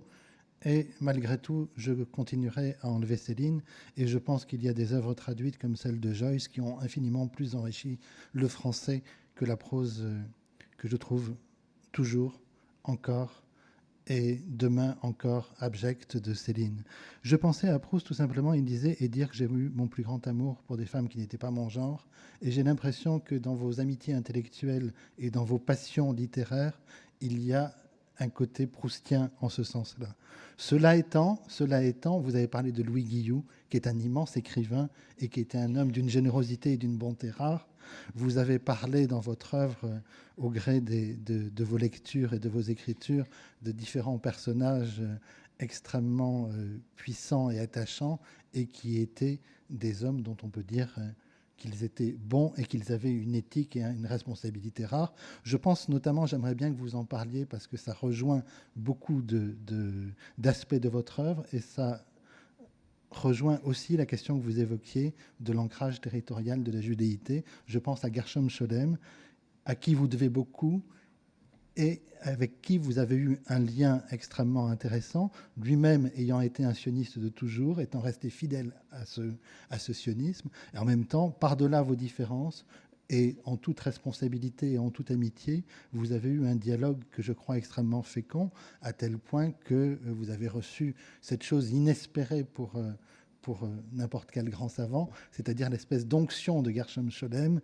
bénissant le travail que vous aviez fait sur la traduction après Babel, et vous inscrivant du fait de cette bénédiction dans la lignée de Walter Benjamin, dont les lecteurs du magazine littéraire ou du Cahier des Lernes auront compris que c'est l'un des fils conducteurs de votre œuvre. Et je rajouterai, puisqu'on parle de Benjamin, il y a dans le magazine littéraire une photo qui m'intrigue beaucoup et qui me touche profondément. C'est la photo où l'on vous voit avec cet immense penseur, Ernst Bloch, du principe espérance, qui est vraiment aussi dans l'itinéraire intellectuel le vôtre quelque chose de remarquable et qui rattache votre pensée. On a pu le découvrir ce soir par votre attention aux problèmes sociologiques, aux problèmes de société, aux problèmes politiques, qui vous rattache à ce qui, à mon sens, est une des sources de votre œuvre, c'est-à-dire l'école de Francfort. Je suis très reconnaissant que vous évoquiez Scholem parce que, vous savez, à Cambridge, attention, snobisme, nous avons en ce moment, dans le corps enseignant, pas honorifique, enseignant, 11 Nobel. Donc, chez nous, le Nobel, ça commence à pâlir un peu. Pour être sérieux, j'ai mon Nobel aussi. Il me vient de Scholem. Scholem écrit une lettre au doyen du séminaire théologique de New York, le grand rabbin Finkelstein. J'ai parlé hier soir à Stener, il n'est pas trop bête. Er ist nicht zu dumm. C'est mon Nobel. Parce que quand Scholem disait quelqu'un n'est pas trop bête, c'était tellement rare. Il n'y avait pas de plus grand couronnement. Et je suis presque sérieux. Ne pas être trop bête pour Scholem, ça dépasse mes espoirs. C'était un géant de l'érudition, de la pensée, et nous avons ce soir parmi nous un historien des idées que j'admire énormément, Pierre Bouretz, et il comprendra quand je dis que notre différend au sujet de Madame Hannah Arendt, ça me rattache bien sûr à Scholem et à l'opinion que Scholem s'est faite de cette dame. C'était un poète de la mystique, un très grand historien des formes, des symboles, et qui avait choisi la Palestine en 1923 et qui a été toujours fidèle à un certain sionisme anti-orthodoxe, très anti-orthodoxe, et qui était très pessimiste sur l'avenir, bien sûr. L'école de Francfort, si Walter Benjamin avait vécu, je n'aurais pas osé, il n'y aurait pas eu la place pour essayer d'écrire après Babel. C'est la forme bien secondaire de ce qui aurait été son chef-d'œuvre à lui. J'ai connu Adorno assez bien, homme très difficile, d'une érudition philosophique foudroyante et d'une connaissance musicale, musicologique, qui le rattache à un tout petit groupe de penseurs sur la musique, dont Nietzsche, bien sûr. L'école de Francfort représentait toute la phénoménologie du faux espoir, puis de l'exil, puis du retour. Et aujourd'hui, il y a une rue Adorno à Francfort. Il y a un square Bloch. Il y a un jardin Benjamin. Et merci, mais c'est une sorte d'ironie posthume. L'Allemagne a de très grands dons, vous le savez, de très grands talents. Elle ne s'est pas remise. Il est concevable, attention, mais j'espère me tromper très sincèrement, que le pays qui tue ses juifs ne sera plus jamais de premier rang intellectuellement. C'est possible, peut-être c'est faux, espérons. Mais en Allemagne, il y a une médiocrité, et ils le savent, On m'avait demandé de faire l'allocution aux fêtes de Salzbourg, il y a quelques années. Enfin, il y a une allocution annuelle pour ouvrir les fêtes. Et au premier rang étaient le chancelier Kohl et le président Weizsäcker. Et j'ai osé dire ça. Alors on se lève et Kohl me tourne le dos et part rapidement. Weizsäcker prend mes deux mains dans les siens et il a dit « Oh, que vous avez raison ». C'était un très beau moment, un moment émouvant. Le miracle entre août 14 et mai 45, les historiens les plus sobres, les plus responsables, estiment à 75 millions le nombre des victimes, hommes, femmes, enfants, entre Madrid et Kiev, entre Copenhague et Palerme. Dans la guerre, dans les camps, dans la famine, dans la torture, dans la déportation, 75 millions. Ce sont des chiffres qu'on peut dire, mais qui ne veulent rien dire. On ne peut pas commencer. Alors le miracle, c'est que nous soyons ensemble ce soir. Le miracle, c'est qu'il y ait des bribes de l'Europe, des vestiges de l'Europe, des demi-Europes, des quarts de l'Europe, qu'il y ait encore une grande vie possible. C'est ça le miracle.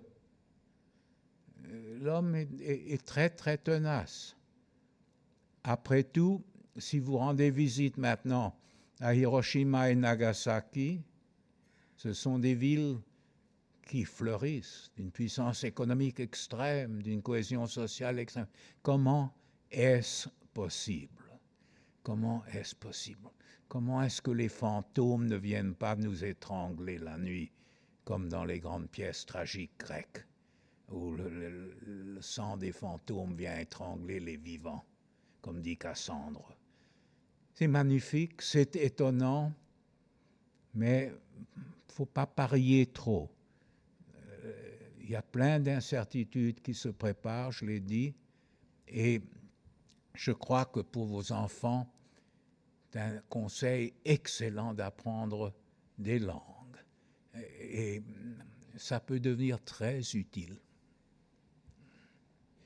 Entre autres, je crois que vous avez souvent conseillé de lire un certain nombre de poètes allemands. Je me souviens, Joschka Fischer vous recevant, expliquer, c'est étrange, l'allemand que vous parlez, on ne l'entend plus ici depuis les années 30.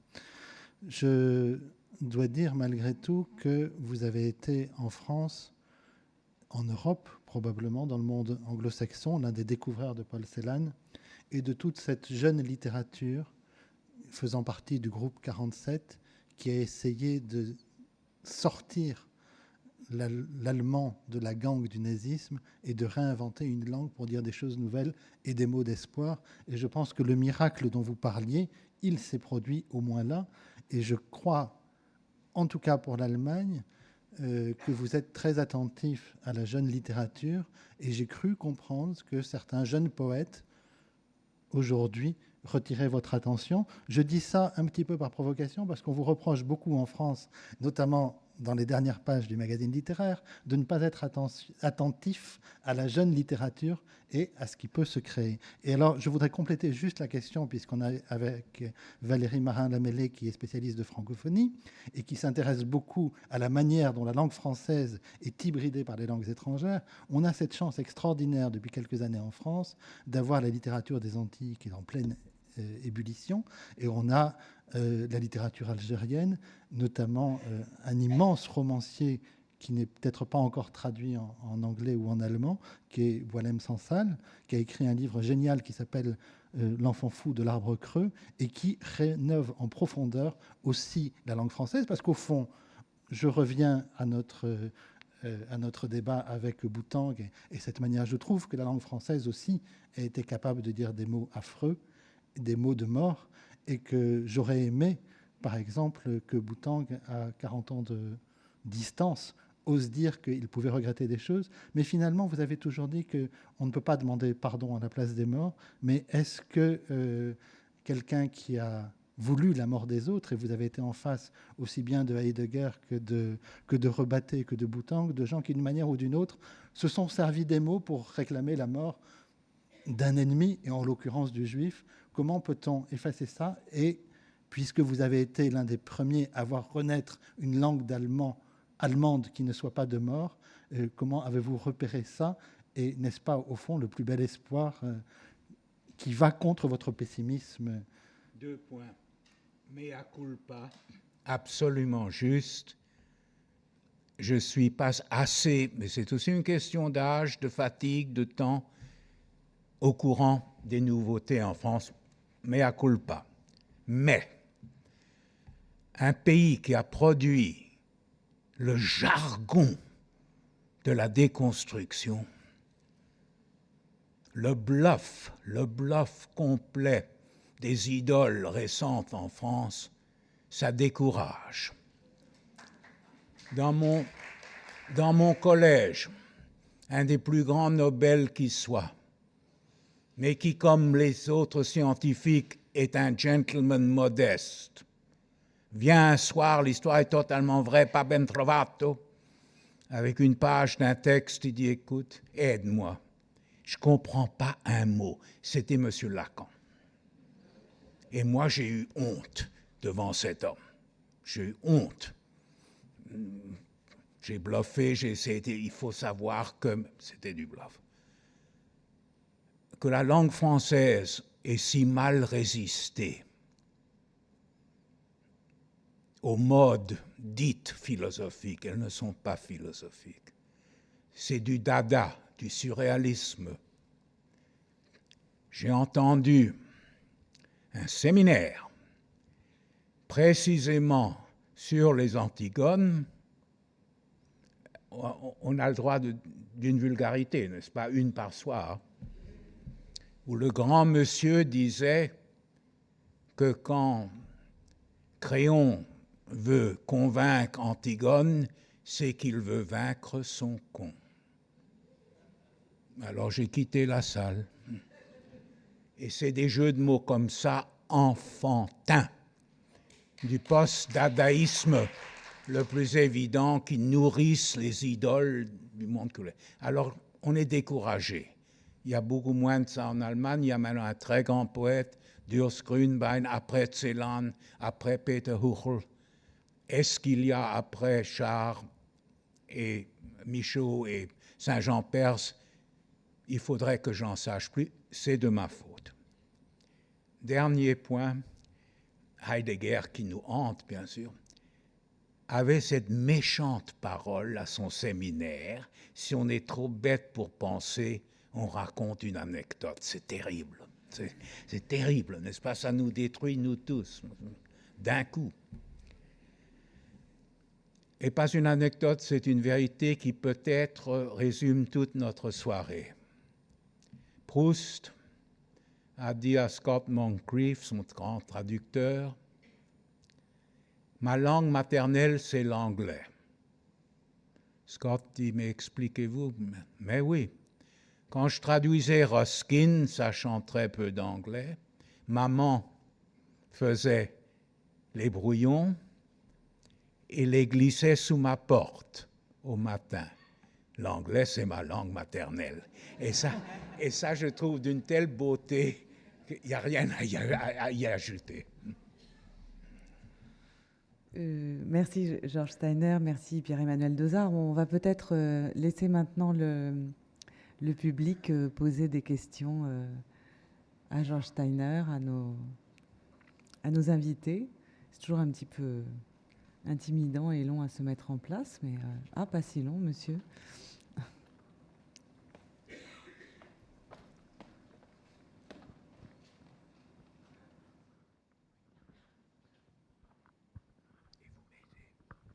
Vous m'aidez parce que j'entends mal. Bonjour. Ça marche? Oui, parlez bien oui. près du... Je vais revenir à une anecdote qui vous arrive de citer, M. Steiner. C'est l'une de vos étudiantes à Cambridge, que vous disiez l'une des meilleures, qui vous a fait le plus grand plaisir un jour en claquant la porte de l'université et en partant pieds nus soigner les gens malades en Chine. Je voulais savoir si vous pouviez nous en dire un peu plus. Il veut savoir. Un peu plus sur ce... Oui, c'est important. Merci de votre question. C'était à la fin de l'année. Elle était première de promotion, fille d'un mineur du Pays de Galles. Et elle entre pour me dire au revoir, première de promotion. Et elle dit, vous ne m'avez enseigné que de la merde bourgeoise. Je déteste tout ce que vous représentez, je déteste cette université. J'ai voulu montrer combien c'est facile d'être première de promotion. Et je quitte pour être un médecin sans chaussures, ça s'appelait. Shoeless Doctors, dans le Sichuan chinois. Là, je vais faire quelque chose de valable pour les autres êtres humains, pas les choses que vous faites, et à claquer la porte. Et des années plus tard, quand j'enseigne moi-même en Chine, je pose la question à l'ambassadeur anglais, à l'ambassade anglaise, à son attaché, connaissez-vous, mais très bien, nous avons l'œil sur elle nécessairement. On lui a proposé déjà plusieurs fois de visiter l'Angleterre, de prendre contact avec nous. Elle refuse totalement, et pieds nus, elle travaille dans les villages du Sichuan. Alors devant ça, chapeau et se taire. Et pour répondre, Pierre-Emmanuel, avec cette ambiguïté de la droite, le stalinisme en France, ceux qui aujourd'hui mentent sur leur passé staliniste, les défenseurs des camps de la mort. Staline a tué 60 millions de plus que Hitler, pas de blague, n'est-ce pas? Hitler est une petite note liminaire du point de vue massacre au stalinisme. Et c'est plein la vie culturelle française. Maintenant, avec l'âge, ça s'estompe.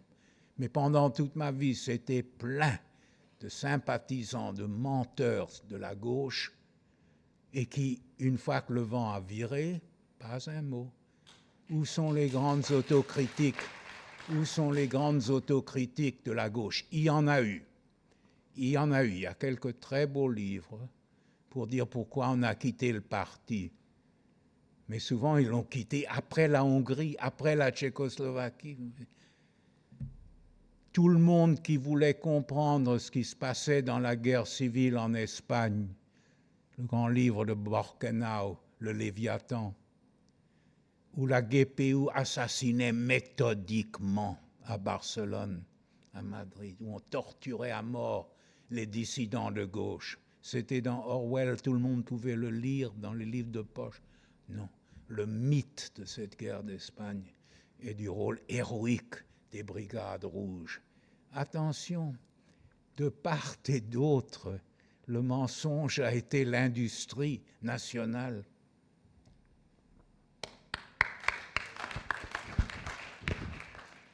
Je voudrais juste une petite question à ce propos-là.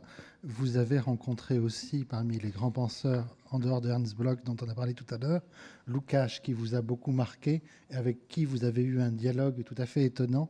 Est-ce que vous voulez nous en toucher un mot maintenant?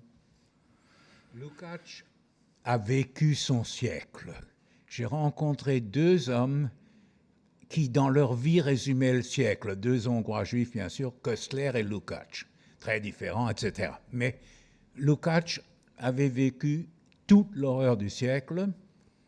Lukács est à Moscou. Il a son petit bagage fait parce qu'on va l'arrêter d'une nuit à l'autre. C'était le temps des grandes purges, on dit plus rien. Et il a dit à sa femme, ne pas pleurer, ne pas hurler. Je te dis au revoir, on se serre la main et c'est ça. Quand on vient me chercher. Paf, on vient le chercher. L'histoire est totalement vraie. Il prend sa petite valisette et on le met dans un avion blindé, dans un avion où il ne pouvait pas voir par les hublots. Intéressant ce détail. Il atterrit et il voit devant lui les barbelés et les tours. Bon, voilà. D'accord, c'est comme ça que ça devait se passer. Il entre et se lève. Au garde à vous, 300 généraux allemands, avec le maréchal Paulus au premier rang, les prisonniers de Stalingrad, et les commissaires soviétiques lui disent « Professeur Lukács, vous allez commencer leur rééducation par un cours sur la littérature allemande. » Lukács m'a dit qu'il s'est presque évanoui. Il a réussi à tenir la table et il a commencé « Nous allons parler de Heinrich Heine. » N'est-ce pas? C'est ça, vivre son siècle. Et la dernière fois que je l'ai vu, il était déjà très souffrant. Deux choses. Il m'a dit le pire socialisme, il savait de quoi il parlait, est infiniment préférable au plus merveilleux capitalisme. C'était le credo de sa vie. Il n'y a renoncé en rien. Et l'autre chose, j'aimerais pouvoir vous le montrer physiquement, mesdames et messieurs. Je commence à pleurnicher. Furieux, il prend le mot yiddish winseln, pleurnicher comme une petite fille, n'est-ce pas, larmoyer. Pourquoi est-ce que vous winseln, Steiner? Je lui dis, excusez-moi, moi j'ai un passeport, un ticket d'avion, je repars ce soir pour Paris, Londres et Cambridge, et vous êtes ici. Une phrase qui est très difficile à traduire en français, house arrest. Vous êtes arrêté, mais dans votre maison. Résidence surveillée. C'était plus sévère, mais on dit en français surveillé. Alors, surveillé dans la maison. Alors il dit, vous n'avez rien compris, rien. J'ai simplement perdu votre temps avec vous. En 20 minutes, le Premier ministre Kadar, qui m'a mis en prison et puis m'a assigné à résidence, vient travailler avec moi la logique de Hegel. Vous n'avez rien compris. C'est un très grand moment. Effectivement, je n'avais rien compris. Les tortionnaires venaient étudier Hegel avec leur victime Lukács. Car dans ce système atroce, il y avait une sorte de talmudisme, il n'y a pas d'autre mot, de passion pour la théorie et pour la dialectique. Je ne voudrais pas essayer de lire Hegel ni avec M. Bush, ni avec M. Chirac.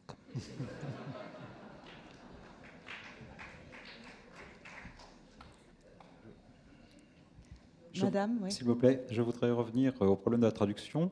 Vous écrivez en anglais, vous avez recours à un traducteur, alors que vous parlez français tout à fait admirable.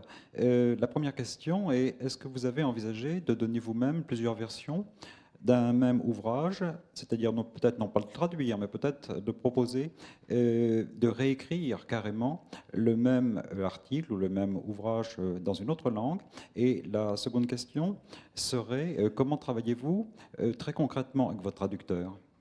Alors, j'écris des articles et des conférences dans d'autres langues. Je viens d'écrire un texte en mauvais italien, mais c'est ma passion, parce que les Italiens ont une générosité immense pour les erreurs des autres. C'est pas comme en France où une erreur, c'est grave.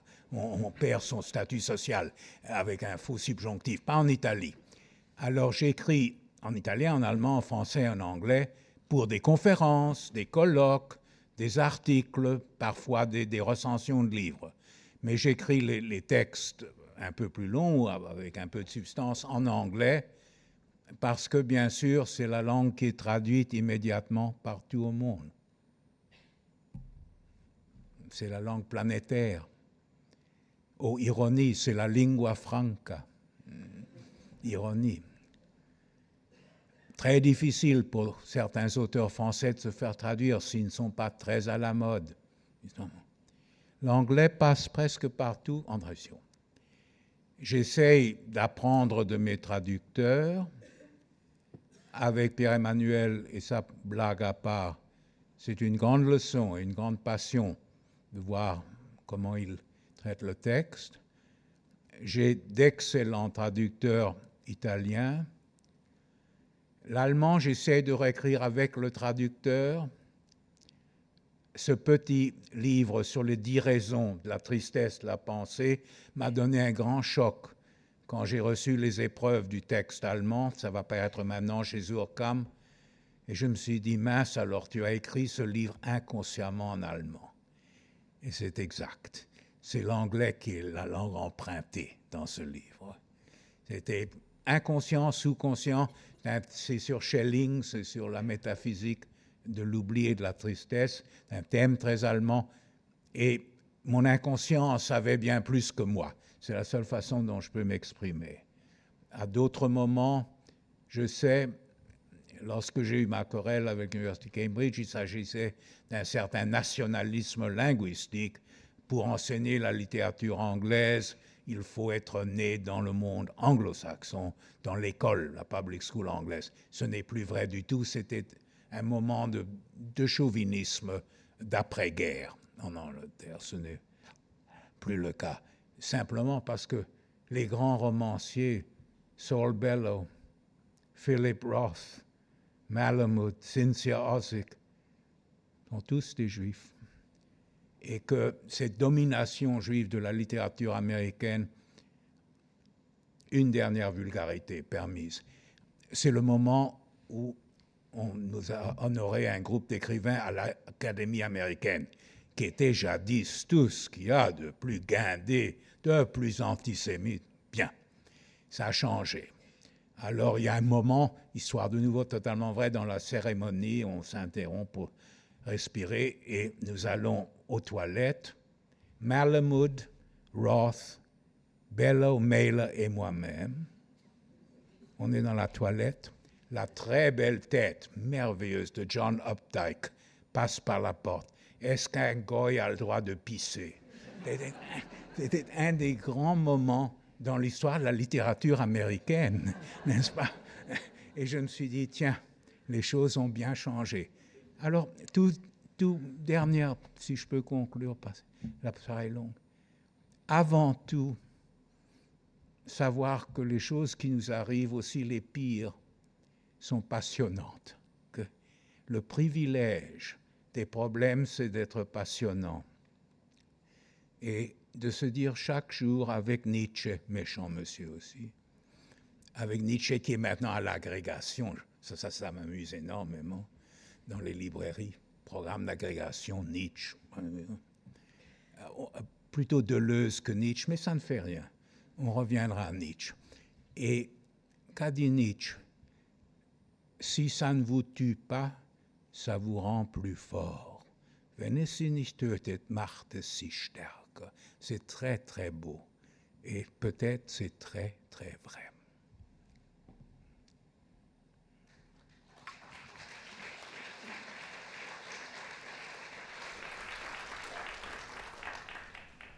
Et d'après vous, monsieur? Ça marche? Oui. D'après vous, monsieur, comme un penseur ou un intellectuel, est-ce qu'il a le droit ou bien la liberté de garder le silence face à une oppression, l'injustice, au génocide, etc. Question d'une difficulté énorme. Kierkegaard a dit « Chaque vérité doit vous coûter très durement ». Il faut demander à l'intellectuel, titre très ambigu, est-ce que vous êtes prêt à prendre certains risques pour votre croyance, pour votre foi? C'est ça la question vitale. Nous n'avons aucune idée, j'ose croire, ce que c'est que la vie quotidienne sous la vraie dictature, n'est-ce pas? Attendre la nuit qu'on vienne vous chercher. Il faut, je crois, toujours essayer de dire qu'est-ce que ça me coûte de dire publiquement certaines choses, de prendre certaines positions, et avant tout, de ne pas être complice. Nous sommes coupables de ce dont nous sommes complices. Et se taire peut aussi être une complicité, mais on ne peut pas généraliser. Il y a des pays, des situations où le silence est un geste énorme. 1937, l'année inimaginable du stalinisme. 1937, le congrès des écrivains russes, 3000 personnes dans la grande salle du Kremlin. Zhdanov, le policier, le chien, le tueur, comme président de la Ligue littéraire, c'est beau ça. On dit à Pasternak, si vous parlez, on vous arrête. Si vous ne parlez pas, on vous arrête, parce que c'est une insulte directe à Staline. Troisième jour, les amis lui disent, on va t'arrêter. Dis quelque chose, laisse-nous un mot de courage. Il était très grand, très très beau. Quand il se levait, toute la salle le savait. Et il dit un chiffre, totalement vrai, 39. 10 secondes de silence. Et croyez-moi, 10 secondes, c'est une énormité dans une salle de 3000 personnes. Tout le monde se lève et se donne la main et commence à reciter dans la fameuse traduction de Pasternak, le 39e sonnet de Shakespeare. When to the sweet silence of secret thought I summon up remembrance of things past. Un des textes ultimes qui était devenu texte national russe grâce au génie de la traduction. Et ils l'ont récité à voix haute et par cœur. Et Zhdanov n'a pas bougé. On n'a pas arrêté Pasternak. Un pays où cela était possible, à mon sens, était un pays en toute sécurité intérieure, ne pouvait pas être détruit. Sur notre culture, je ne suis pas si sûr. Est-ce que je peux faire un tout petit contrepoint à ce propos-là? En 1943-1944, le dernier voyage des intellectuels français à Weimar, pays de haute culture, les nazis ont libéré du camp, en l'occurrence, l'un des plus grands écrivains allemands qui avait été jeté dès le début du régime nazi, Ernst Wiechert. Il a été libéré aussi à condition qu'il se taise. Il a rencontré à ce congrès Brasillac et beaucoup d'autres auteurs qu'il avait connus en France entre deux guerres. Ces gens se sont tus. Ils ont compris, ils savaient ce que le silence de Wiechert voulait dire. Wiechert portait sur lui tous les stigmates de la barbarie de Buchenwald et ces gens-là se sont tus. Voilà, juste un petit contrepoint à l'expérience du stalinisme.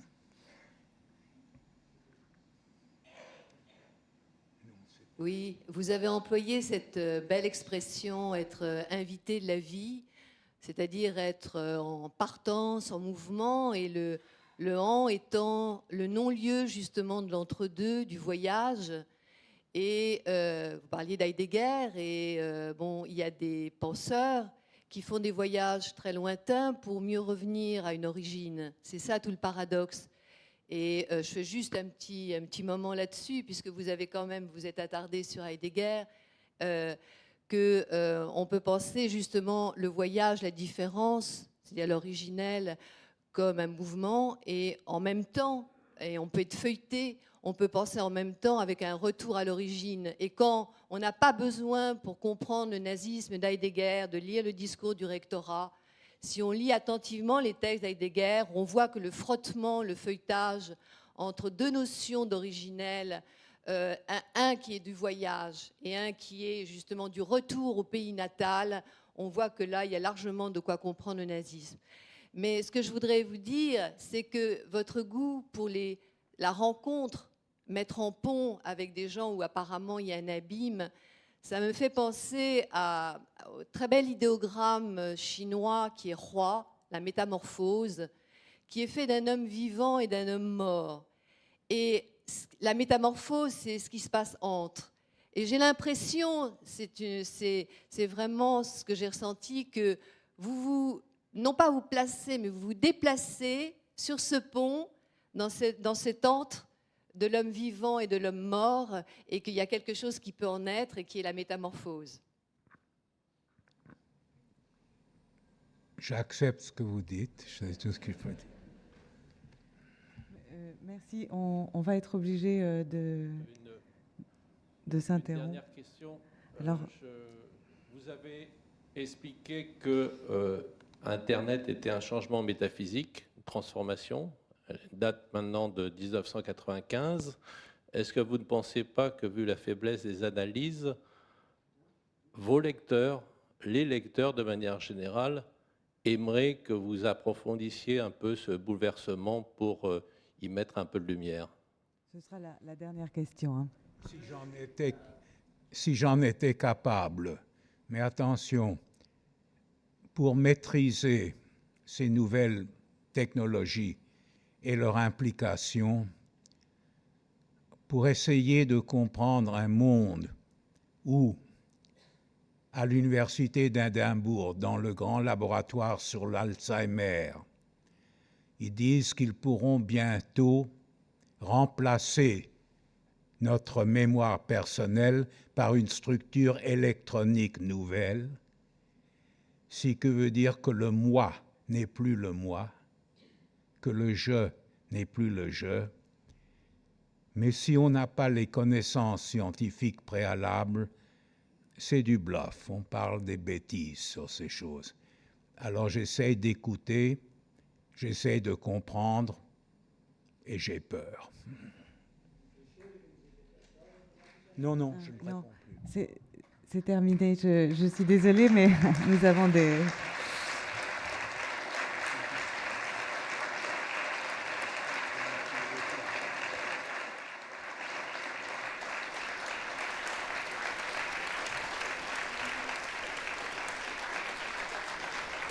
Merci à Georges Steiner, merci à Pierre-Emmanuel Dauzat, à la Bibliothèque nationale de France. Merci à tous pour votre attention.